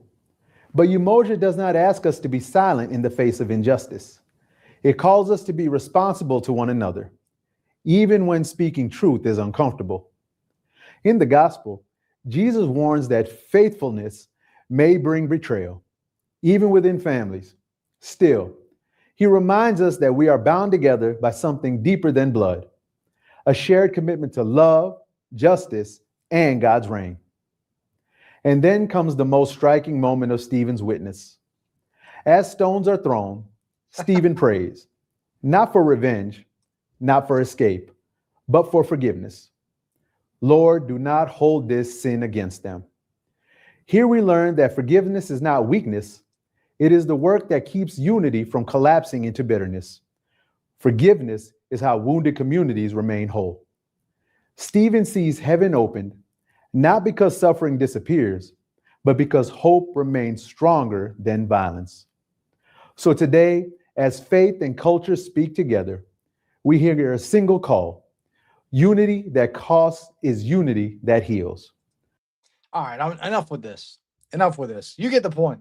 They were celebrating Kwanzaa.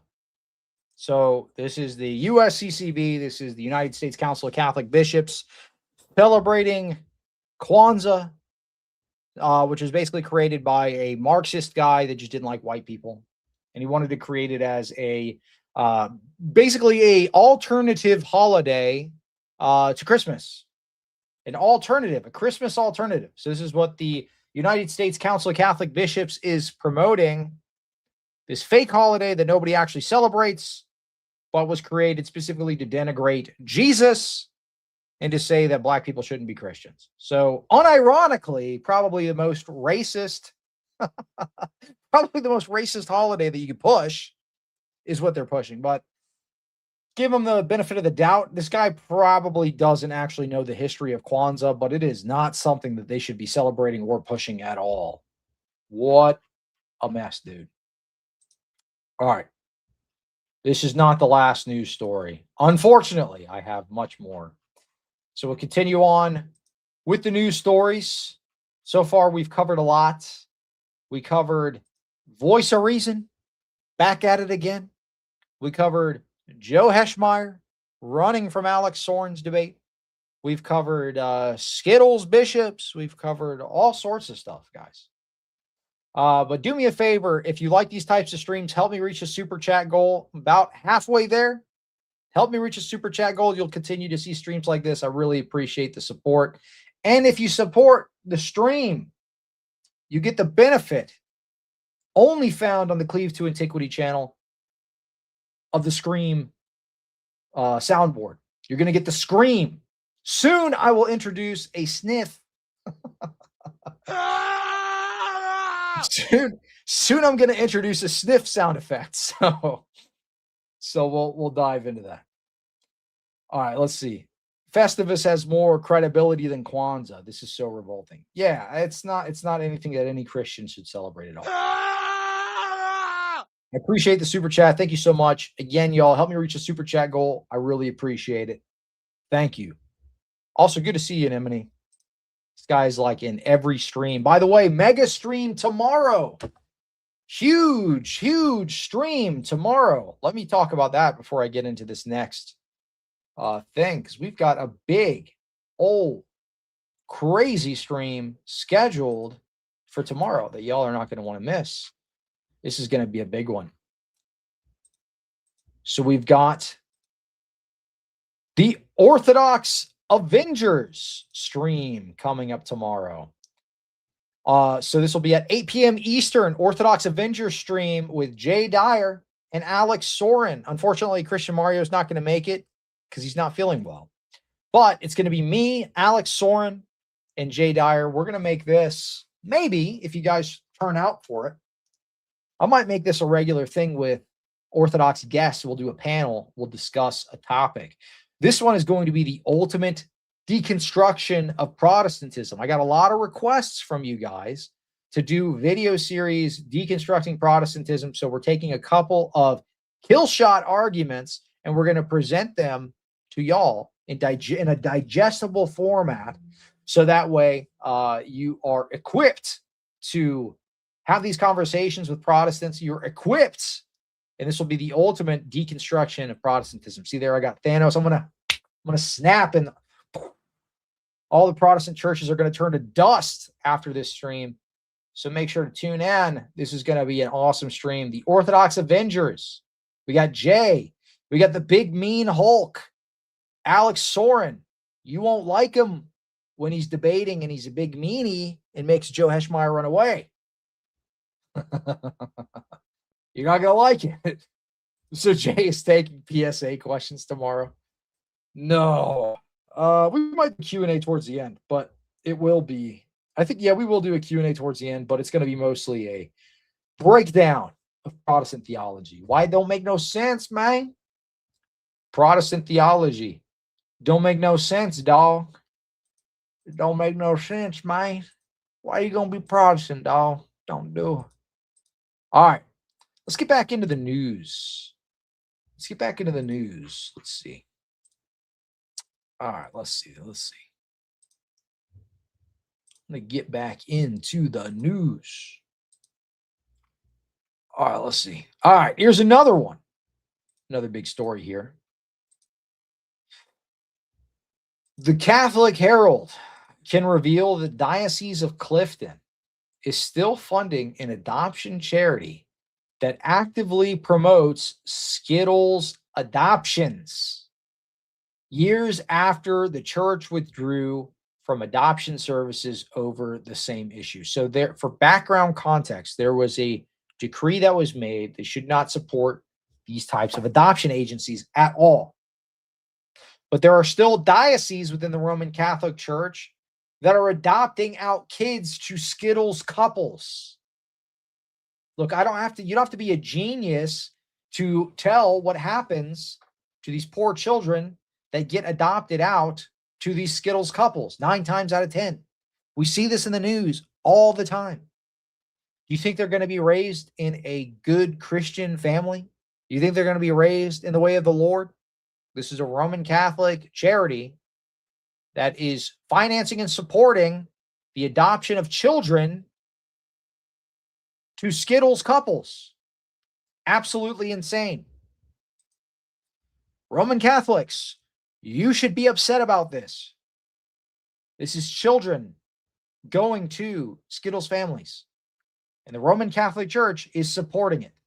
At least this Diocese of Clifton.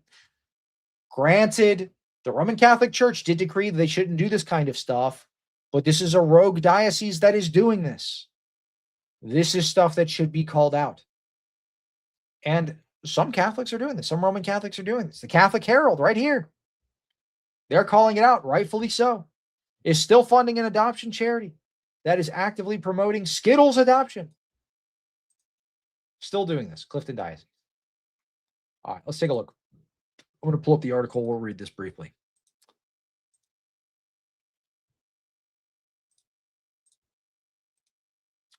Diocese of Clifton continues to fund charity promoting Skittles adoption. Diocese of Clifton is continuing to finance and promote a charity that openly endorses and facilitates the adoption of children by Skittles couples, despite the Catholic Church's formal withdrawal from adoption services in England and Wales on precisely those grounds.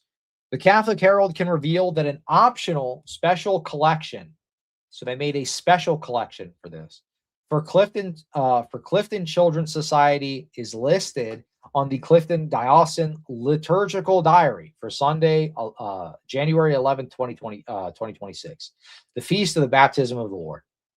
Clifton Children's Society, known as CCS, originated as the Catholic Children's Society of the Diocese of Clifton. Its transformation followed the 2007 introduction of basically this orientation regulations, the Skittles regulations, which required all adoption agencies receiving public funding to place children with Skittles couples. This is basically in Wales and in England. If you're an adoption agency, they will not allow you to not do this. They will not allow you to not place children with Skittles couples. So if you want to be a Roman Catholic charity, you want to be a Roman Catholic or even Christian adoption agency, or facilitate or support this, you're going to have to give these kids over to monsters for them to have things happen to them, unfortunately. So what the Roman Catholic Church did was they withdrew and they said, we're no longer going to do this in England and Wales. But this diocese continues to support this. The Catholic Church in England and Wales opposed the legislation, arguing that it compelled Catholic agencies to act against conscience and doctrine, supposedly not against the Diocese of Clifton. When the government refused to grant an exemption, Catholic adoption agencies across the country were forced to either close or to sever formal ties with the church. In Clifton, the diocesan agency ceased to be institutionally Catholic and in 2008 was renamed Clifton Children's Society. But the diocese now has funded this society that is adopting children to Skittles parents.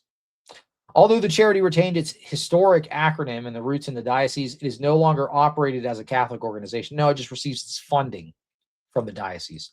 Despite the decisive break, the Diocese of Clifton did not withdraw its institutional support. They're still sending money to finance children being sent to Skittles couples. Lord of mercy. Anyway, CCS remained listed in the diocesan directory, benefited from annual appeals and collections scheduled in the diocesan liturgical diary, and received funds through crib collections and diocesan schools. Schools are funding this. A snapshot of the newly published 2026 Clifton Diocesan Directory again includes CCS, showing the continuing relationship. From the outset of its existence as a secular agency, CCS has publicly and enthusiastically promoted adoption by Skittles couples and by individuals identifying as Skittles. Its website states, the Adoption and Children Act 2002 gave Skittles adopters the same legal rights as hetero or cis parents. Since then, the number of children adopted by Skittles people has grown year by year, as greatly promoted and supported by CCS. They enthusiastically support this. They want more Skittles people to have these children. Who knows why? Why do they want? Let's ask this question. Why do you want this? Why do you want children to be adopted by Skittles people so bad? Why are you so obsessed with the children? Why don't you just leave the children alone? Why are you obsessed with this? Why is this a focus of your interest? These are good questions to ask. Enthusiastically supporting this. Not just, oh, well, we kind of have to do what we got to do because England's persecuting us. No, we love this. We love that England has done this. We love that Wales is doing this. And we are enthusiastically supporting this. And notice it says, has grown year by year as greatly promoted and supported by CCS. They've influenced the number going up by a ton. The charity also features the online story of a Skittles couple who adopted 2 children through CCS. Elsewhere, it claims 40% of new CCS adopters are from the Skittles community. What percentage of the population do Skittles people make up? They are giving half the kids, half the kids they adopt out to Skittles families. If this doesn't enrage you, this should. Roman Catholics, if this doesn't enrage you, it should. This is not a small agency. This is not a tiny little microscopic agency. This is a demographically influencing agency that is giving half of its children out to Skittles couples. This should enrage you. This is a travesty. This is demonic. This is evil. And the Diocese of Clifton is funding this. They are sending money to support half of the children of this adoption agency going to Skittles families. Who knows what is going on to them? Who knows? Who knows? We see news stories on this stuff all the time. I tell you, the population of this area that they're serving is not made up 40% of Skittles people. They are choosing to give them to these people. They are choosing to give them to these people over the people that are not of that inclination that have also made applications. That's the only way you get up to half of the children going to these types of families. That's the only way that it happens. It's the only way that it happens is if it is intentional. So good on the Catholic Herald for calling this out. Good on the traditional Roman Catholics for calling this out, because this is a crisis. This is a mess. This needs to be stopped. This is absolutely evil. 40% of new CCS adopters are from the Skittles community. On another page, CCS states, if you have become a transformer, it would be important that you were established in your new identity and had a secure sense of self before applying. At CCS, we recognize the strengths and skills that Skittles adopters bring and positively welcome inquiries from Skittles adopters. Over half of our approved adopters in the last year have been people from the Skittles community. Over half of those that they approved are from the Skittles community. They're sending these children out as fodder. What a mess. What a mess.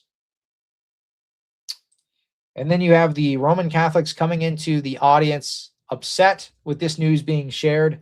Why doesn't this upset you, dude? Do you not care about these kids? Do you not care about these children at all? Or are you so worried about your optics that you're afraid to call out evil when it happens? I tell you what, if you're quiet on this type of stuff, you are evil. The piety signalers that want people to shut up about this type of stuff, they are literally doing the devil's work, dude. This story isn't even funny to me anymore. I'm legitimately getting upset as I'm reading this stupid thing.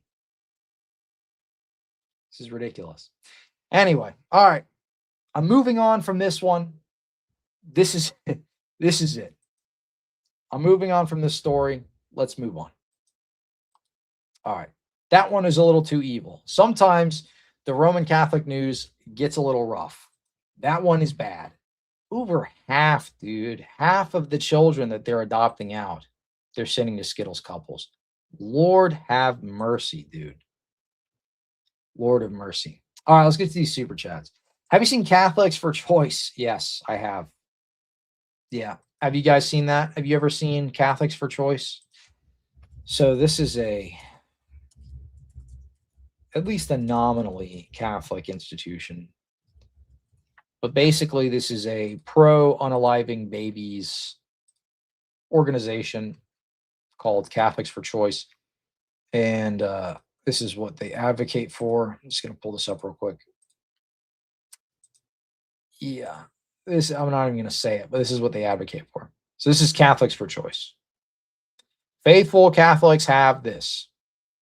Lord of mercy.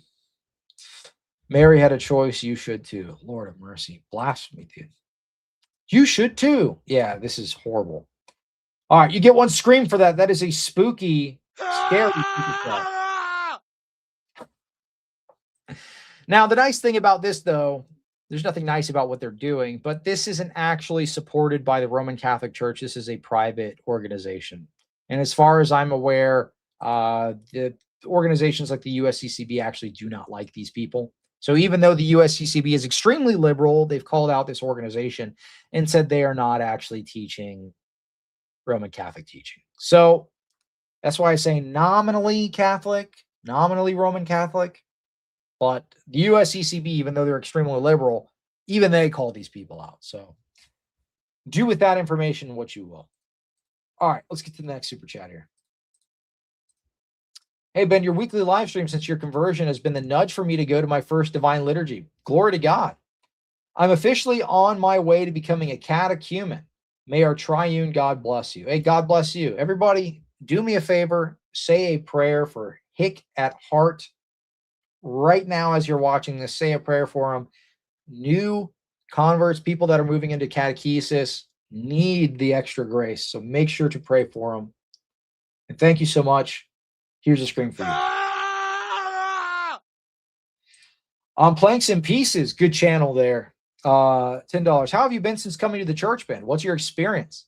I had to take a break from content, internet, because the warfare became too much. Been praying for you and your fam. I've been pretty good, actually. I mean, but I have a good community around me, to be honest.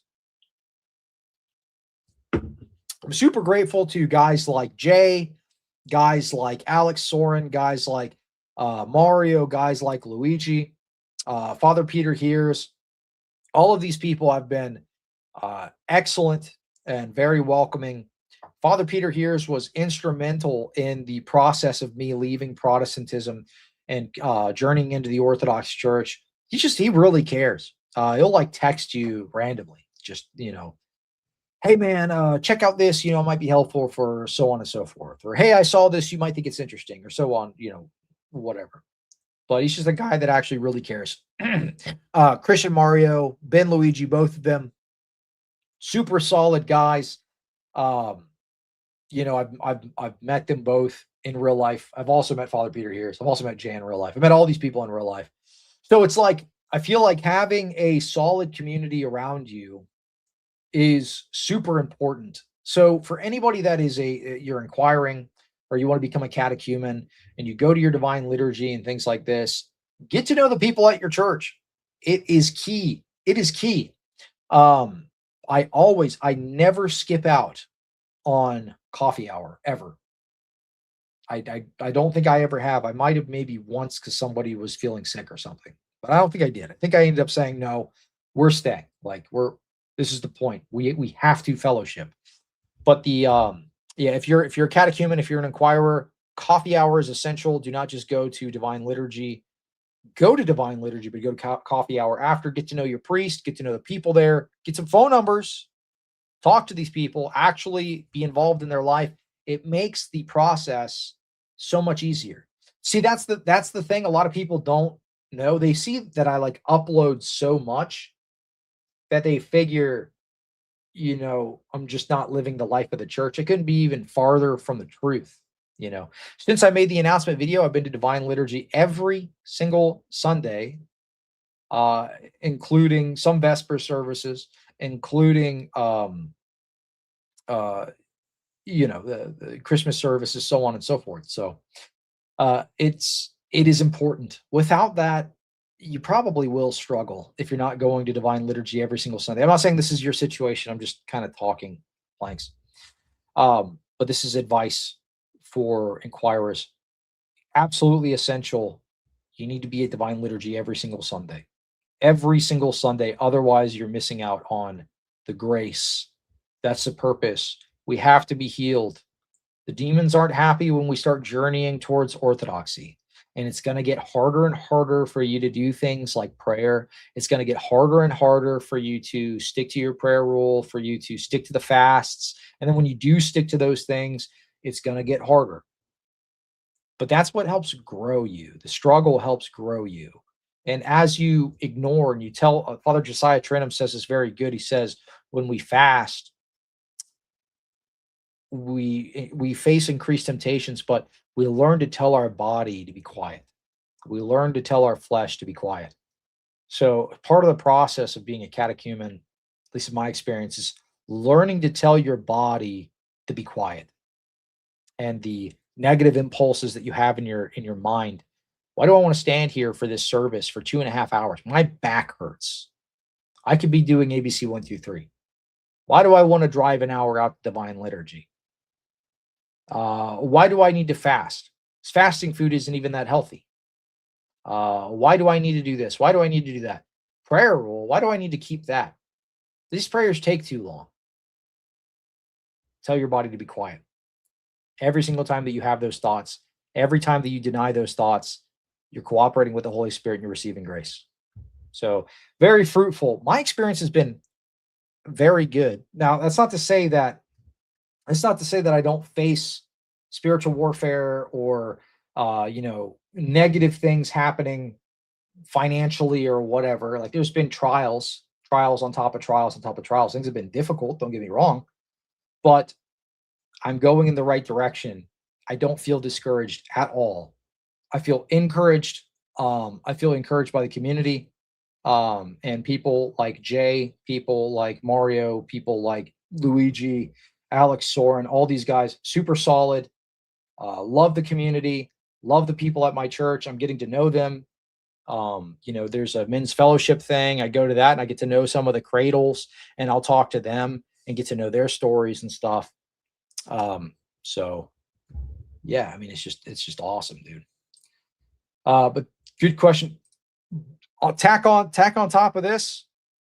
Pray for planks, because as a new, somebody who's new, demons ain't happy. So they need your prayers, and pray for me too. Pray for me as well. We need your prayers. That actually does mean quite a bit. So if you're out there and you're not somebody who can, like, I don't know, you're like, I can't send in a super chat or something, but you find this channel beneficial, edifying for you, spare me a prayer.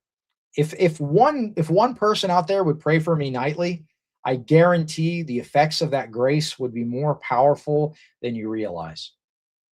There have been times in my life where I'm like, I know somebody's praying for me, because I can, like, God's presence is there. You know what I mean? Like, somehow I feel peace beyond understanding. Somebody is sending me grace. So those things actually mean a lot. So please, please, please pray, and pray for planks. Pray for the new converts. Blue pyramids. Oh, I don't know if I gave you a scream. Here's a scream anyway. Corrupting the youth is how they cultivate a steady flow of supporters and victims. It is societal engineering. Lord have mercy. Yeah, it does seem like it's not going in a good direction. England, the UK, all of that. The UK news stuff is way too dark. It's even darker than the Roman Catholic news stuff, to be honest. And the reason that story was so dark is because the two overlap. All right, let's see. Believe it or not, I actually do have more news stories to share. So let's keep going. Let's keep going. I have a ton. I have so much saved, dude. There's no way I can get to all of this. And whatever, we'll keep going. We'll keep going. Yeah, I think debaters should be meaner to each other, actually. I don't like this nice hand-holding crap.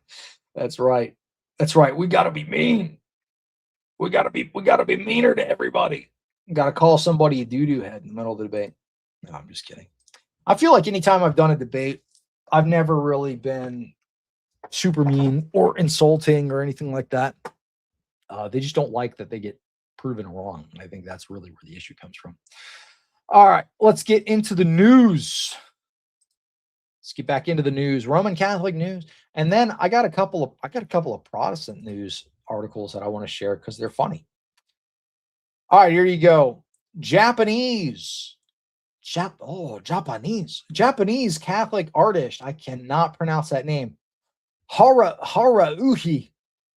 I can't pronounce it. Isaka has a stall at this year's Comic-Con, Tokyo's massive twice-yearly fan convention.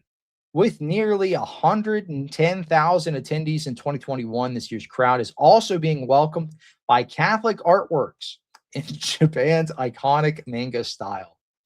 So this was being shared. Roman Catholics were actually praising this. This is wild.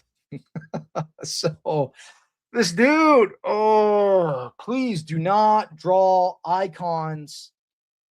Anime. He animated the Theotokos. And what makes it worse, like it would be one thing if it was just like, oh, I love Mary so much. I just want to draw her as an anime character because I love anime and I love Mary or whatever. But he did it in the style of an icon. And then he named her Moe Maria. Good grief, dude. Lord have mercy.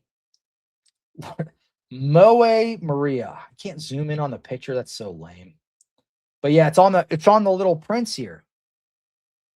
So this got 213,000 views on this post, and all the Roman Catholics were like, wow, we love Moe Maria. We love this anime art. Please continue to blaspheme the Theotokos. Yeah. Anyway, as an anime enjoyer and Catholic, I love this. I find it beautiful. Some people are freaking out. Yeah. Oh, dude, I'm gonna buy this anime Mary icons. So I thought this was pretty wild. So this is what's being promoted. This is what they think is nice, trad and based. Anime Mary icons. This is what's coming next. So if you have an issue with the AI icons thing, I feel like this is like Funko Pops, dude. You're pretty much making Mary into a Funko Pop at this point. Mangaria.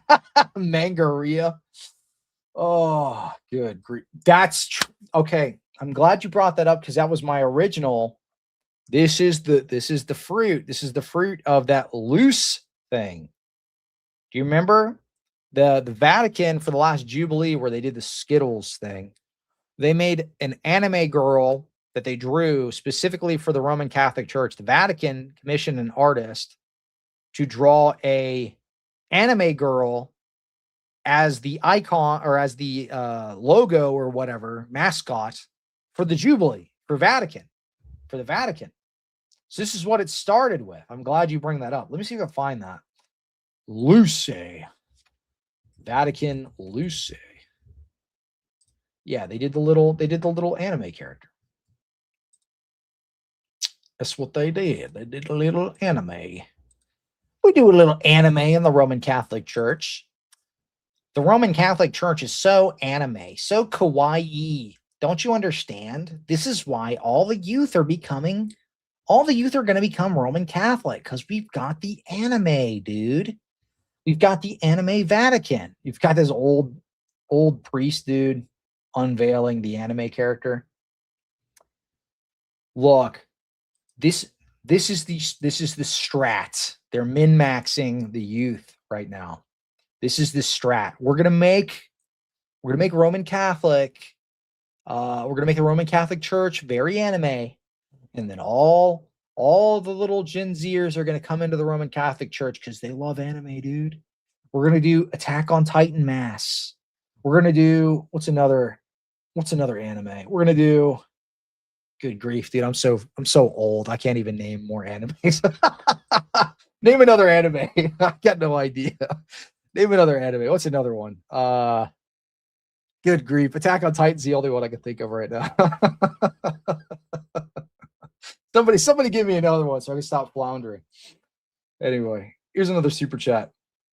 If we come from a monkey, why me eat banana and say, that's good? That's a scary super chat. The thought of my uncle being a monkey is terrifying. Thank you for the support. I appreciate it. Only 3 more super chats to hit the goal. Thank you so much. Yeah, Akira. Yeah, that's right. But that's old. What's a newer anime? Can anybody name any new animes at all? I have no idea. See, I can only name the like boomer stuff, the old stuff. I remember when I was a kid, watched one anime when I was a kid that my parents really didn't want me to watch, but I was at my grandma's house, and there was a movie that was written so poorly. It was an anime movie. It was like a straight to DVD thing. And it one of the lines from this anime was it was supposed to be like super like edgy and dark, but it was like fast acting cancer bullets, child's play. like it was like that ridiculous. It was like, these bullets will give you cancer. That was kind of dumb animes I watched when I was a kid. Now it's like disgusting gooner slop. And now the Roman Catholic Church is promoting granted, this is not the church, but this is what they're calling based. Moe Maria. This is the Theotokos anime icon. Good grief. All right, let's keep going. All right, so I actually do have more news. Let's keep going. Let's roll on with the news. We'll keep going, dog. I got more news stories for you. Scroll back down to get my place back. All right, let's see. Okay, so this one was a bigger news story. A couple of people already covered, but I thought it'd be interesting to go into and discuss. So, Johnathan Roume, the guy from The Chosen, is showing some signs that he might become a little more traditional, a little more trad-like. And he's run into a priest that basically told him, stop kneeling or I'm not giving you communion. So he's trying to be more reverent. Okay. So in the Roman Catholic Church, it's more traditional for them, right? We know, but it's more traditional for them to kneel and receive. Granted, we have canons. Nicaea 1 literally says, one of the canons in the First Ecumenical Council literally says, do not kneel in prayer on the Lord's Day, but whatever. Okay. He was kneeling to receive the Eucharist. The priest told him to stand up. We don't do that trad stuff around here now. We don't do that trad stuff around here. And then when he approached him, he gave him a cope excuse. Anyway, let's take a look at this video. This is Johnathan Roume from The Chosen talking about his experience, what he's going to be doing. Yeah, I mean, even in the last year, I started feeling, I'll use the word again, convicted to give more reverence to Christ in his form in the Eucharist. And I started receiving on my knees and on the tongue, which I hadn't before. I just kept feeling the Holy Spirit just like, no, you should do that. And it was a little just kind of disorienting at first. I'm like, oh, okay. And so I went to a church and I received on my knees, and the priest wanted me to get up. Mm-hmm. And I was like, I waited for a second, and then I got up, and then I finished Mass and I left, and I had a conversation with my spiritual director about it. I'm like, is that permissible? He's like, probably wasn't the best thing for him to do. He shouldn't do that. Yeah. And so, but it happens, and everybody's got their their way. And I talked to him afterwards, and I said, let me ask you, why did you make me stand up? He's like, well, if I allowed you to do that, then anybody can just do whatever they want. And I said, yeah, but isn't it the more reverential form to receive? He's like, yes, but we have to do things a certain way. I said, okay. So I left, and then I talked to my spiritual director, and I then was now reinvested, and I doubled down. I was a little nervous going to other places. I'm like, what if that happens again? Right. And then people know who I am, and then it's just like, the unknown is a source of anxiety. Even going to Mass for me, it's just like, I don't know what's going to happen or who's going to come up to me. So, but I doubled down on it, and now I'm prepared to just wait as long as I need to until somebody concedes, because I'm not going anywhere. Yeah. So it is your right as a Catholic. It's your right to receive on your knees, on the tongue, as a Catholic. But that's something that I didn't know. So he says, it's your right as a Catholic to receive the Eucharist on your knees. Because for them, it's the more reverential form of receiving the Eucharist. To get on, to kneel, to receive it on the tongue, not to receive it in your hands. So this is something that trads fight for quite a bit. This is one thing that altar rails help to enforce as well. Separation of of course, we have as Orthodox an iconostasis, but they are taking down altar rails. They're making it less reverent. So Johnathan Roume goes to this Novus Ordo parish. He's trying to be more reverential. He's trying to be more respectful. He's trying to deepen his faith. So he gets on his knees to receive the Eucharist, and the priest says, "No, we don't do that around here, partner.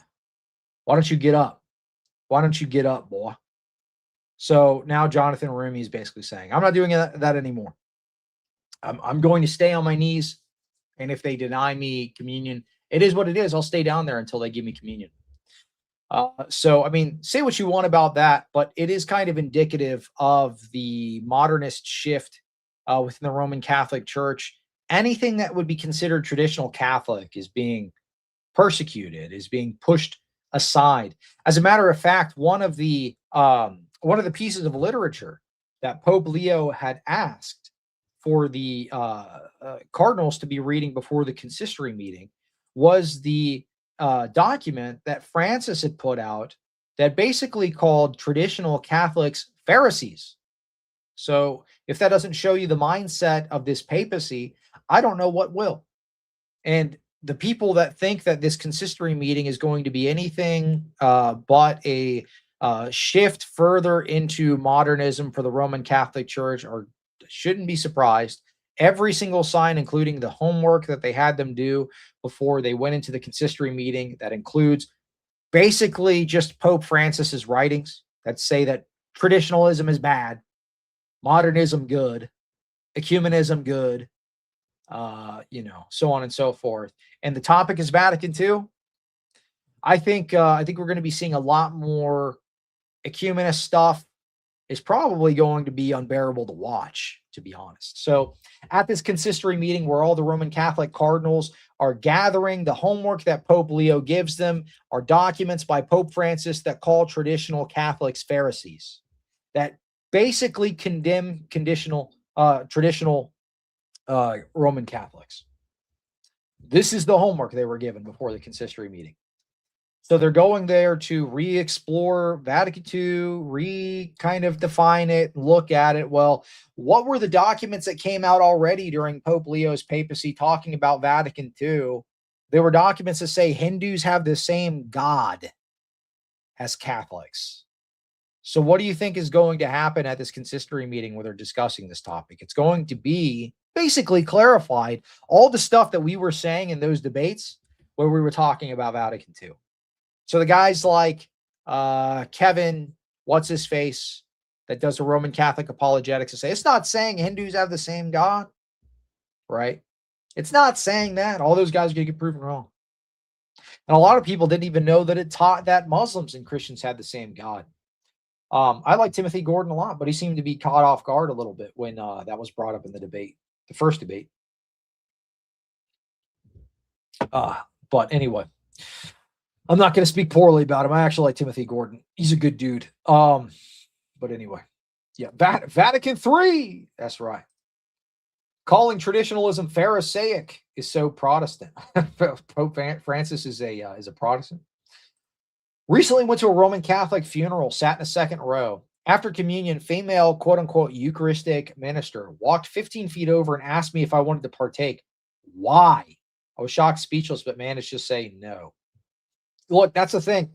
And they say like it's such a stretch for them to implement women deacons, right? Women deacons in the Roman Catholic Church across the board. They already have them. They're already doing the work of a deacon. They're giving the Eucharist out. These old ladies, these women, the Eucharistic ministers are already doing the work of a deacon, handing out communion, at least part of the work.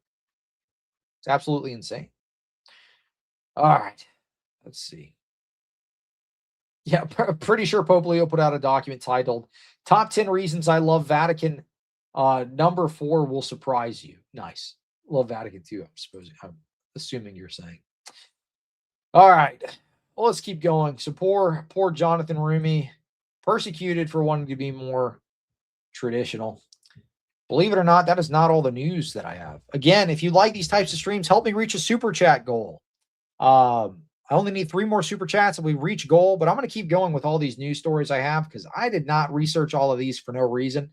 I want to share these with you guys because it's absolutely insane. All right, here's more from Christmas. Sign of the Cross reports this is blasphemy. Nativity scenes must focus only on Jesus, Mary, and Joseph. All right, let's look at this article. I'm going to share this with you.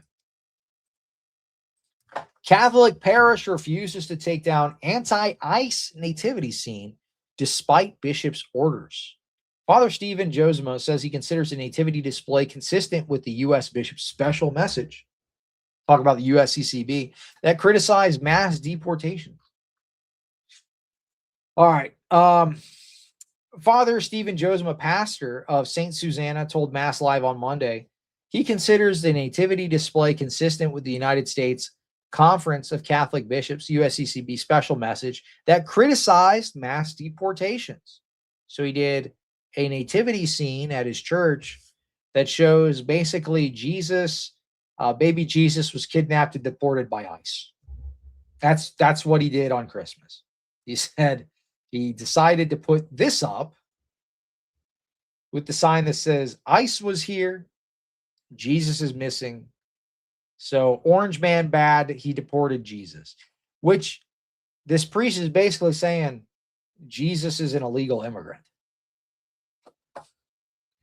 So this is what he decided to put up on Christmas. So multiple churches display this wasn't the only one, by the way.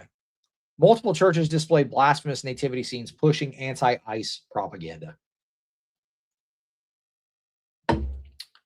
So he used Christmas as an opportunity to push liberal propaganda. Anyway, let's see what his excuse is. So he says that it lines up with the USCCB's special message that criticized mass deportations, but he didn't stop there. He says, we believe our position and practice to be faithful to the gospel and to Catholic teaching, especially as recently put forth by the Catholic bishops of the United States, including our own Archbishop Henning, who is very pro-migrant, as well as Pope Leo, who is very pro-migrant. I don't know if you noticed this, Pope Leo put out a ton of statements condemning the deportations that the Trump administration was carrying out. So Pope Leo was counter-signaling Trump, saying all of this pro-migrant propaganda nonsense. And the priest took that as a cue to say, okay, time for the ICE nativity. We're going to call Jesus a illegal immigrant, and we're going to do this on Christmas. Any divisiveness is a reflection of our polarized society, much of which originates with the changing unjust policies and laws of the current United States administration. So, liberal priest took cues from the statements of Pope Leo, his own archbishop, and the USCCB. Now, to be honest, you could say this is like some rogue actor, right? You could say this is some sort of rogue actor, yada, yada, yada. But where is he getting the cues from? If they were really against this kind of thing, you would think that their rhetoric would not be exactly in line with the message that this priest is sending out, right? But instead, what you have is you have Pope Leo constantly counter-signaling Donald Trump, and you have the bishops and the archbishops of the Roman Catholic Church constantly counter-signaling his immigration reforms, constantly talking about migration, so on and so forth. The USCCB saying the same thing, basically parroting like every single possible liberal talking point that you could have. So why are we shocked when the priests are doing things like this? It's perfectly in line with the stuff they're saying. You should do This Week in Protestantism too, and include where I came from, Pentecostals. Yeah, that would be interesting. I think I might just add in Protestant news to these segments sometimes, which is what I'll do in a moment, because I do have a couple Protestant news stories I want to get to. But thank you so much for the super chat. I only need 2 more for goal. Here's a scream. Appreciate the support. Thank you so much. God bless you. All right, let's see. Yeah, so this is a mess. ICE was here. Jesus missing from the manger. So big bad orange man deported Jesus, who I guess he's calling an illegal immigrant. I don't know. This is a mess, dude. But I will say this is not as bad as the goo alien slime monster we saw in the previous video. That was way worse. But this is still bad. All right, let's take a look. I got even more news. I got even more news to share with y'all. Let's take a look. All right. A church in Chechnya uses donation money to make videos. They do provocative dances, allude to illicit substance use, and Skittles. They even mock the miracles of Jesus Christ, all with the priest's approval. They want followers on social media and not faithful believers. So let's take a look at what they're putting on TikTok. I'm not going to play the music so I don't get copyright striked, but we'll watch this video real quick.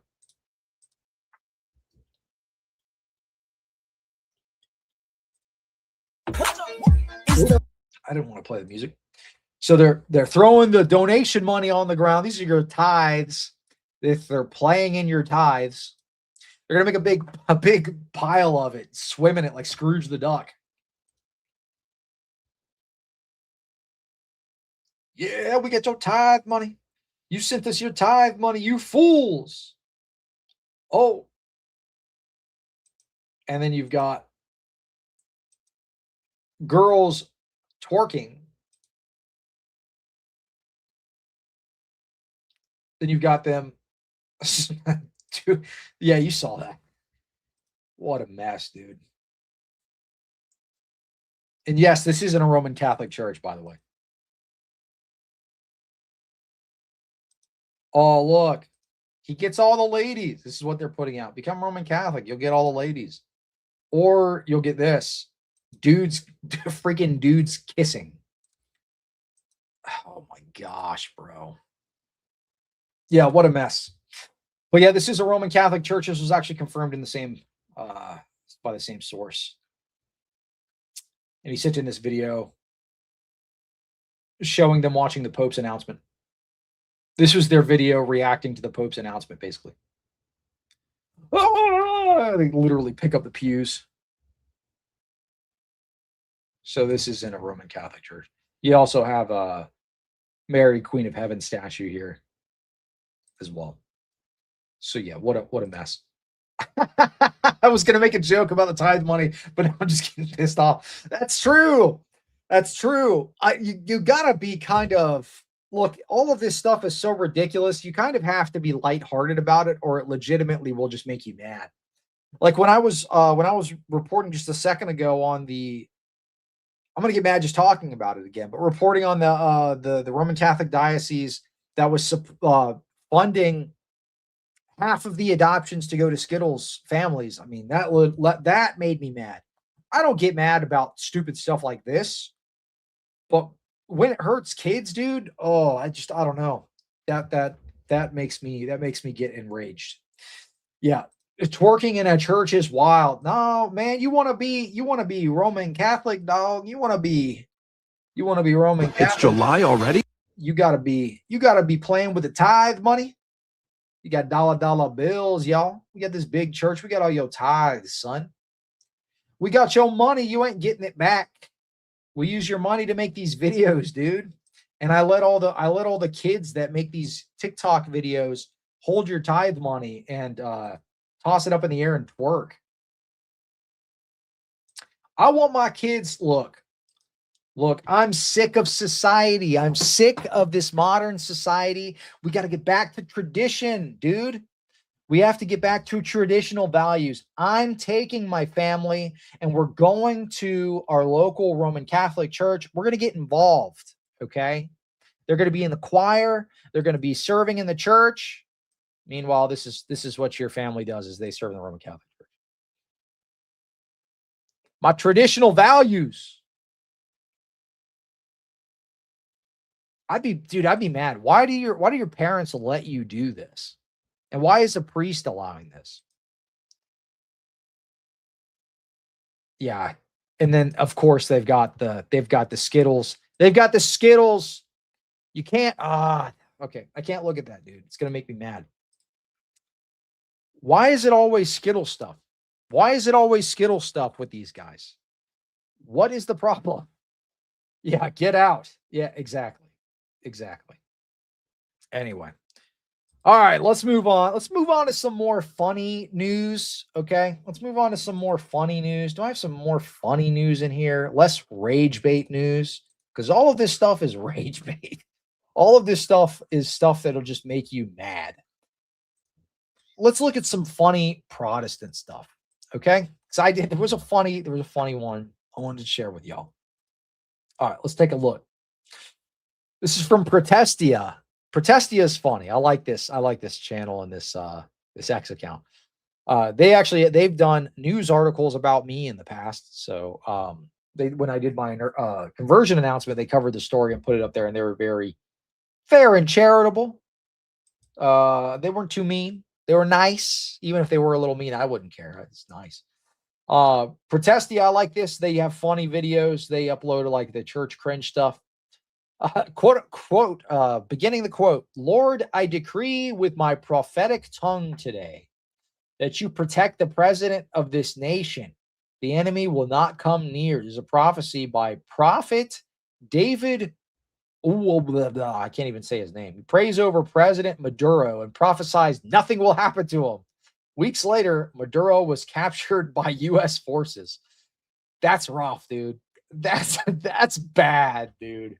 Esta nación, proteger toda la tierra de Venezuela. Incluso como usted me ha mostrado un sueño, usted va a echar al enemigo. El enemigo no se acercará. Usted siempre será glorificado. Yo he decretado hoy victoria, victoria, victoria, victoria, victoria tres veces en el poderoso nombre de Jesús. Amén. This is why you don't have heretics pray over you. The blessing of a heretic is a curse.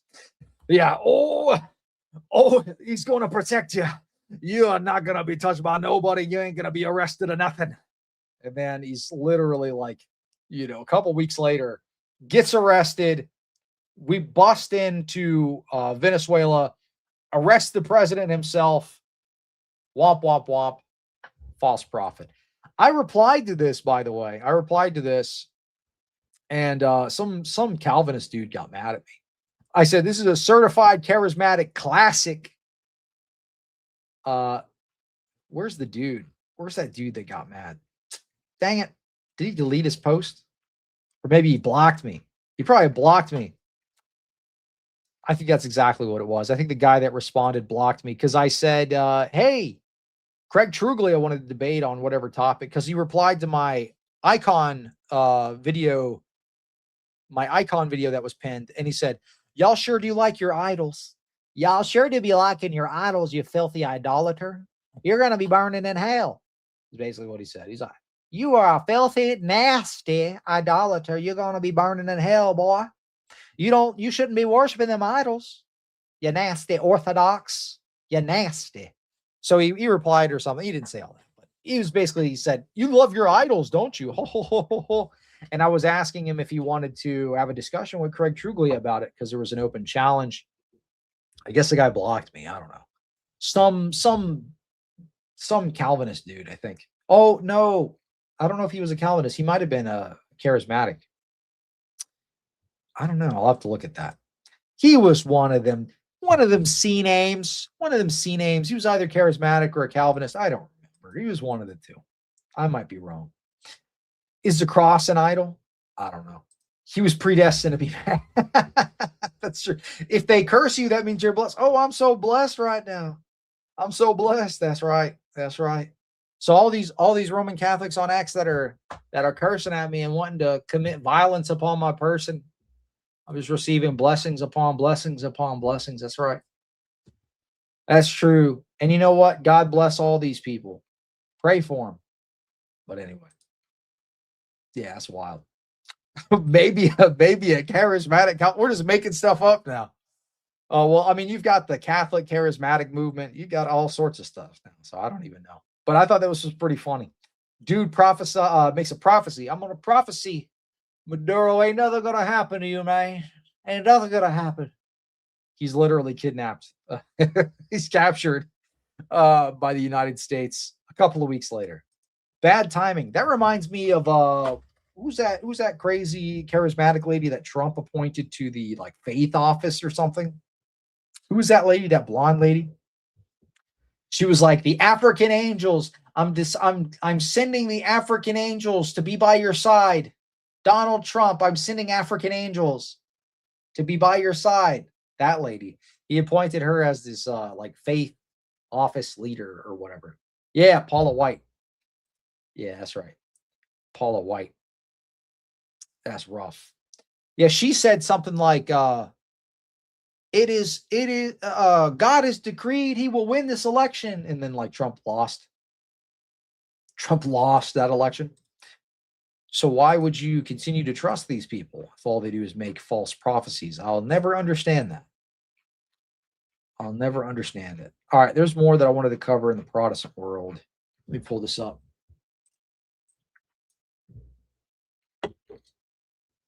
All right, let's take a look at this one. So prominent OF star Lily Phillips gets rebaptized in order to restate her relationship with God. She later added in an interview about the event, I'm definitely not claiming to be a traditional Christian at all. Obviously, I'm not against Skittles marriage. I'm also pro unaliving children. So I definitely don't have necessarily traditional values, but that don't mean I can't be a Christian. Look, I don't believe none of that Christianity stuff, but I got to get myself clean after what I did in those videos. But I'm not repenting at all. And I don't believe none of that Christianity stuff. Pastor, can you baptize me? Absolutely. Absolutely. Why wouldn't the Protestant pastor baptize you in the inflatable jacuzzi? Oh, I'm not playing. The music will give me copyright strike. A day to remember forever. The day I took a bath at the Protestant church after my nasty video that I did. But I ain't repenting. And I'm going to keep making those videos and make them OF dollars. And also, I support unaliving babies and Skittles marriage. Yeah, sounds good to me. Let's baptize you right away. Oh, my goodness. Don't copyright strike me, YouTube, please. Yeah, what a mess. This was actually this person here, needgod.net, talked to this person in the street during one of his street evangelism things. But, you know, catechumens, inquirers, if you're mad, if you're upset, or you're frustrated that the Orthodox Church takes a year, sometimes 3 years to baptize you, this is why. This is why. You see, the consequence of not following that process is you have literal unrepentant people who hold the world record for, I don't even want to say the world record for nasty, disgusting stuff. These people are the people that are being baptized while still holding to these crazy views within the Protestant traditions. Get them baptized in the inflatable jacuzzi tub. Listen, I don't do none of that repentant stuff. I don't do none of that, but that don't mean I can't be a Christian, dog. Look, I'm number one Christian. I'm baptized in the jacuzzi tub. Look, it would be another thing. It would be another thing entirely. It would be another thing entirely if she was actually repentant and she was saying, look, I want to stop making these videos and I'm going to work on some things or whatever. My lifestyle was bad. I want to turn a leaf. I want to ABC 1, 2, 3. But that's not what's going on here. This is just some lady taking a bath in a Protestant church. And the pastor said, sure, I'll give you a bath in front of all these people. So anyway, yeah. Yeah, the Lily Phillips baptism is such an obvious publicity stunt that if you fell for it, you're an idiot. Yep, I agree. Somebody made a comment on there that said, I'm looking forward to the t-shirt line, to the merch that she's going to be selling, grifting off of the Christian faith, which she doesn't believe in any Christian teaching at all, nothing about Christian morality, but claims to be a Christian. And the pastors are just like, that's fine, no big deal. We'll give you a bath in the church.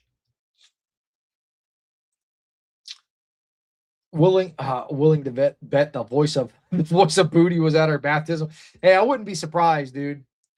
I wouldn't be surprised. It would probably get him some type of traffic. I bet if he had the opportunity, he probably would. But that's a mess in and of itself, dude. And you get one scream because that is a scary super chat. Thank you for helping me meet the goal. We met goal. Let's go. I didn't mean to hit that sound effect. What is that? That is a horrible sound effect. that's the sound of voice of booty bouncing into this baptism service. Oh, what a mess. So yeah, I'm definitely not claiming to be a traditional Christian at all. Traditional, not even one, right? Obviously, I'm not against Skittles marriage. I'm also pro-choice. So I definitely don't have necessarily traditional values, but that don't mean to say I can't be a Christian. Now look, all the piety signalers are going to say, "Oh, what are you saying? You're without sin, Ben? Are you saying you're holier than thou?" No, dude. Look, I'm the worst sinner in the world. Okay? I'm a horrible sinner, but I hate my sin. I hate it. I hate my sin, and I want to repent of it, and I repudiate and I disavow every sinful action. I hate my sin. I fight against it. I am struggling to repent and follow the path that Christ has laid before me. I repent of my Protestant apologetics actions. I repent of, all of it. I disavow my own sins. It would be one thing if she was actually repentant, but she's not. So I'm not saying, "Oh, I'm holier than thou. Oh, well, aren't you a sinner?" Dude, you have to be repentant. It's ridiculous. All right. Yeah, he's taking my title. Yeah, I'm just being a Christian for fun. I'll still get behind your homeless section. Yeah. Gross. All right. Let's look. Do I have more news? I think I do. Yeah. Oh, I do. I definitely do. All right. Let's see. I'm going to cover this next story here. I have a couple more, and then we'll wrap this up. I have a couple more. Yeah, I got some LCMS stories. I got some conservative Lutheran stories. So for those of you that don't know, there are a couple of different Lutheran groups. There's the ELCA, which is the super liberal Sparkles Creed. They do the Sparkle Creed. They say the non-binary God that blesses us, and so on and so forth. So you have the super liberal Lutherans, the ELCA. Then you have the supposed conservative Lutherans, the LCMS. And there's been quite a bit of news coming out of the LCMS lately that's been, quite frankly, super shocking. Okay. So let's take a look at this. Lutheran Sage reports on this. If you need to, quote unquote, renew your baptism, you aren't Lutheran, not in your beliefs or confession, yada, yada, yada. So this is a LCMS church advertising for a baptism Sunday. It says baptism Sunday is January 25th at all campuses. If you're ready for baptism for yourself, your child, or want to renew your baptism, we'd love to celebrate with you. So the conservative Lutherans, the LCMS, some of their churches are doing rebaptisms, renewing their baptism. Oh, you did those dirty, filthy sins? We're going to rebaptize you. So this is what some of the LCMS are getting up to. And yes, this is an actual LCMS church. This was published here by Lutheran Sage calling this out. I think they said the name of the church in the comments. King of Kings, Nebraska Mega Church, LCMS. So this is King of Kings Church in Nebraska. This is a mega church doing rebaptisms in the quote unquote conservative Lutheran church, the LCMS. So anytime you commit a major sin, just go ahead and we'll rebaptize you. We can rebaptize you annually. So basically they're Anabaptists. So what? Like the Lutherans are no longer confessional. None of the theology matters anymore. We're just going to rebaptize you. This is what all the mega churches are doing. I'm going to make a decision to follow Christ for real this time. It's like rebaptism is like this. All right, within the Orthodox Church, sometimes they will do what is some people have termed a corrective baptism. It's not corrective. It's an actual baptism. We don't affirm any sacrament in the Orthodox Church. So you're not getting rebaptized, you're getting actually baptized. So we wouldn't consider these people actually baptized at all, right? But anyway, this has been discussed by many priests on the show. This is not me teaching. I'm just presenting you what the priests have presented on here and what they have basically said is the Orthodox position. So defer to them if you're upset about that statement there. But anyway, so one weird thing about rebaptism in these circles here is like, what are you saying? In your theology, basically all of these other baptisms are valid, but we're going to go ahead and rebaptize you because the first baptism wasn't good enough. It's almost like going to a wedding or going to your wife and saying, let's get married again because the first time wasn't good enough. See how well that goes. Our first wedding sucked. I actually didn't think it meant anything. I didn't think our first wedding meant anything. So let's do it again. We'll see how good that turns out. So anyway, LCMS is doing rebaptisms in their megachurches. Shocker. Shocker there. There's more news from the Lutheran world that I wanted to cover. This one is actually way more shocking. This one is 2 million times more shocking. Let's go ahead and cover this. This is in the LCMS, the Conservative Lutheran Church. Breaking again. The LCMS still has an ordained rabbi on its clergy roster. No, I'm not making this up. They have a rabbi on their clergy roster. This is in the LCMS.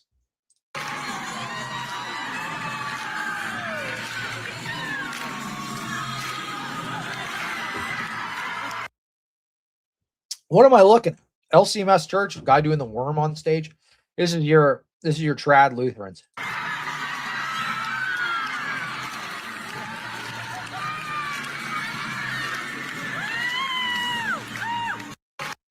You got the guy in overalls there. That reminds me of that video. It was like they were playing the song like it's like Jesus is gonna break your chains or whatever, and it's like at a redneck church. The guy's like, oh, he's got the chains. He like breaks them in the middle of the service. He's like shaking. It's like a strong man thing. But anyway, yeah, LCMS still has a ordained rabbi on its clergy roster. No, I'm not making this up. Chad Foster of Macomb, Michigan, is an ordained Jewish rabbi. Has he renounced his Judaism? You be the judge. Rabbi, Lutheran pastor to lead community Passover Seder. This is what they're doing in the LCMS, Passover Seders. Okay, so they're basically Judaizing. I really view myself partly as a Jewish missionary to Christians. So they have a ordained rabbi on their clergy roster has openly said it's his mission to convert Christians to Judaism. That's his intent. He wants to be a part of your church to convert Christians to Judaism, and you hire him and put him on your clergy roster to allow Christians to be exposed to the origins of their faith. And a lot of Christians are craving that now. It's like a new reformation in the Christian church. I believe that Christians need Jews. Jews need Christians. One is incomplete without the other. So this is a Jewish missionary to Christians. He's a rabbi that is ordained and on the clergy roster. Foster thinks that Jews and Gentiles need separate gospels. He says, this is a quote from the Jewish rabbi that is an ordained rabbi and is basically on the LCMS's clergy roster. You don't go to the Jews with the message to the Gentiles. I mean, these are Paul's own words. This is why efforts have failed with the Jewish people, because you want to make us Gentile Christians. I was never comfortable in church, but loved being in synagogue. Never understood why I was uncomfortable at a pastor's conference, but could just sit in the presence and chat with rabbis for 20 days in a row without sleeping or eating. Like, why? Because I'm a Jew, that's why. This is his statement. So why is he then suffering to be in the presence of Christians? Why is he then suffering to be in LCMS, conservative, quote unquote, Lutheran churches? Because he's on a mission. He's already said he's on a mission. What's his mission? He's a Jewish missionary to Christians. You've allowed the wolf into the hen house. He says, I hate being in the presence of these Christians. I can't stand it. I was never comfortable in a church, but I love being in the synagogue, dog. I could just sit there for days, but put me in a church, ugh, hate it, but I'll do it for the sake of the cause. He's spoken at Camp Arcadia, originally founded by the Walther League. What would CFW Walther think? So he's spoken at LCMS conferences and camps. How about the office decor? Yeah. There you go. He may not like Luther, but he likes dancing in those fabulous vestments. Comedic genius here. I'm not. Oh, so he's so he mocks Luther's writings on the Jews and their lies. He's like, I don't like that Luther guy, but I'm going to serve in this Lutheran church. I don't like that Luther guy. Sure about that. He has a lot of vestments, and they're really interesting vestments. One in particular, I mean, I don't know how to describe it. If you've ever seen the movie Coming to America. Yeah, anyway, you get it. He isn't joking, though, when he says Jesus was a rabbi, apparently one like himself. Jesus lived his earthly life as a Jew in the land of Israel, and within the background of the first century Galatian messianic fervor, we'll explore how Jesus' language, geography, and even the Dead Sea Scrolls influenced his message and first followers. Come and learn first century Hebraic context of Jesus. Reverend, yada, yada, yada, yada. Ordained LCMS pastor and an ordained rabbi. So he's comparing Christ as a Talmudic rabbi, basically. Do you think it's okay for LCMS clergy to be ordained in other religions? Hey, is this going to be the next? Is this going to be the next Vatican II stuff? This is going to be the next Roman Catholic Church thing. We're going to start having ordained imams,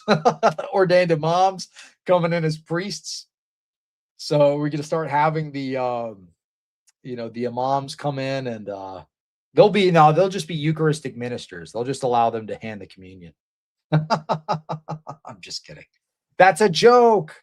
That's a joke. Don't get mad. Don't get mad. I'm joking. Anyway. Yeah. What a mess. Yeah, this is where Joshua Shuping went. This is the guy that was a Orthodox priest for a short period of time and then committed apostasy because he found out PSA is not compatible with the Orthodox faith. So the issue of penal substitutionary atonement, he said in an interview with me, actually, was the number one reason that he committed apostasy. So he left and he joined the LCMS to commune with the rabbis, I guess. I don't know. Pray for that guy. I don't want to be too mean to Joshua. He was never really mean to me, even though he did do a particularly nasty response video to my conversion. But I don't want to be too mean to that guy. Lord have mercy on him. Pray for his repentance. Pray that he returns to the Orthodox Church, but not in any teaching capacity. Legitimately, that is a sad story. So anyway, but all the trad LCMS edits. Yeah, dude. What about freaking Stone Choir, bro? These are your based Wignat. This is your based Wignat church. This is your based Wignat church with the ordained rabbis. What about what's his name? Corey Mahler. This is his based Lutheran church. Anyway. Yeah, what a mess. So LCMS has ordained rabbis on their clergy roster. What a massive mess. All right. I'm going to take a look at one more video here. I'm going to go and pull up my page. I thought this was pretty funny.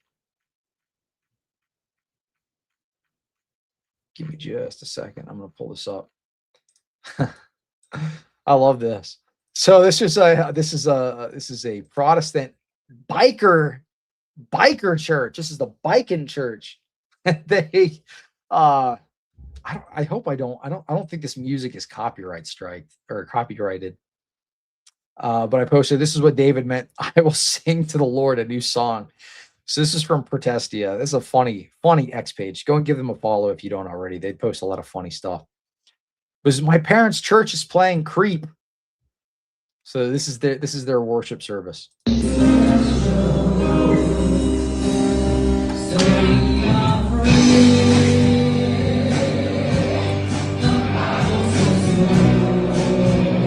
You get the point. I don't want to play it too long just in case it actually does copyright strike me, but they basically made a remix of Creep.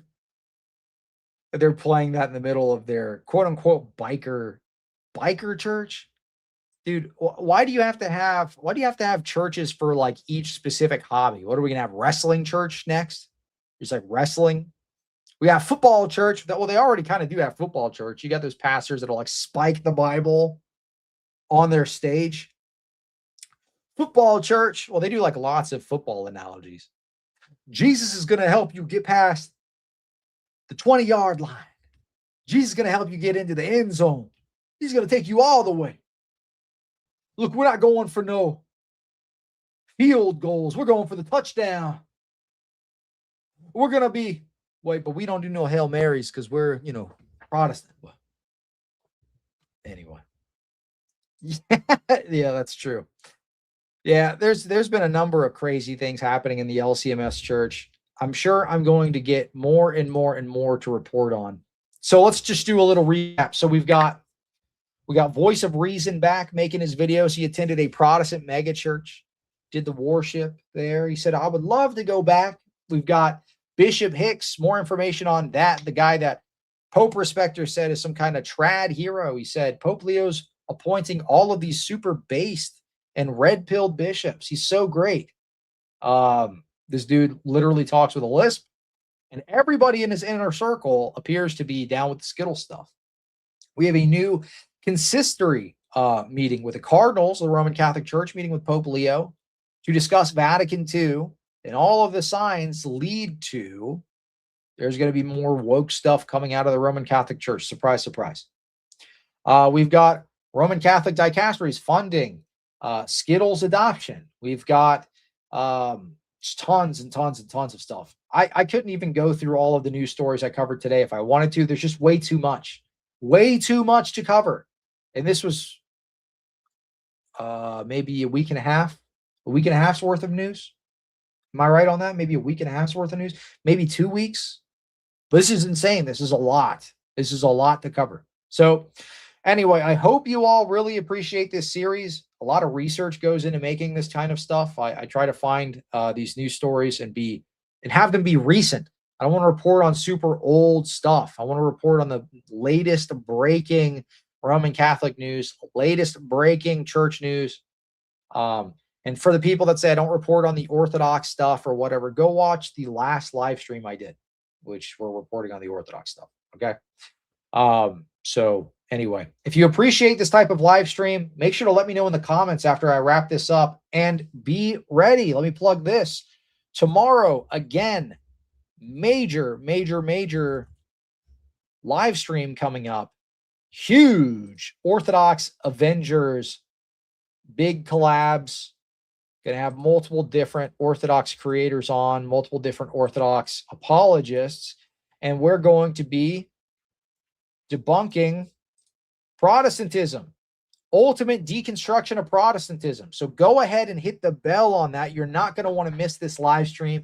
It'll be at 8 p.m. Eastern tomorrow. See, I'm putting in the effort for y'all. I'm going back-to-back streams. I'm getting this stuff, and it's not trash content. This is all quality. This is all stuff that you could take and you can show this to your friends, or you can report on it.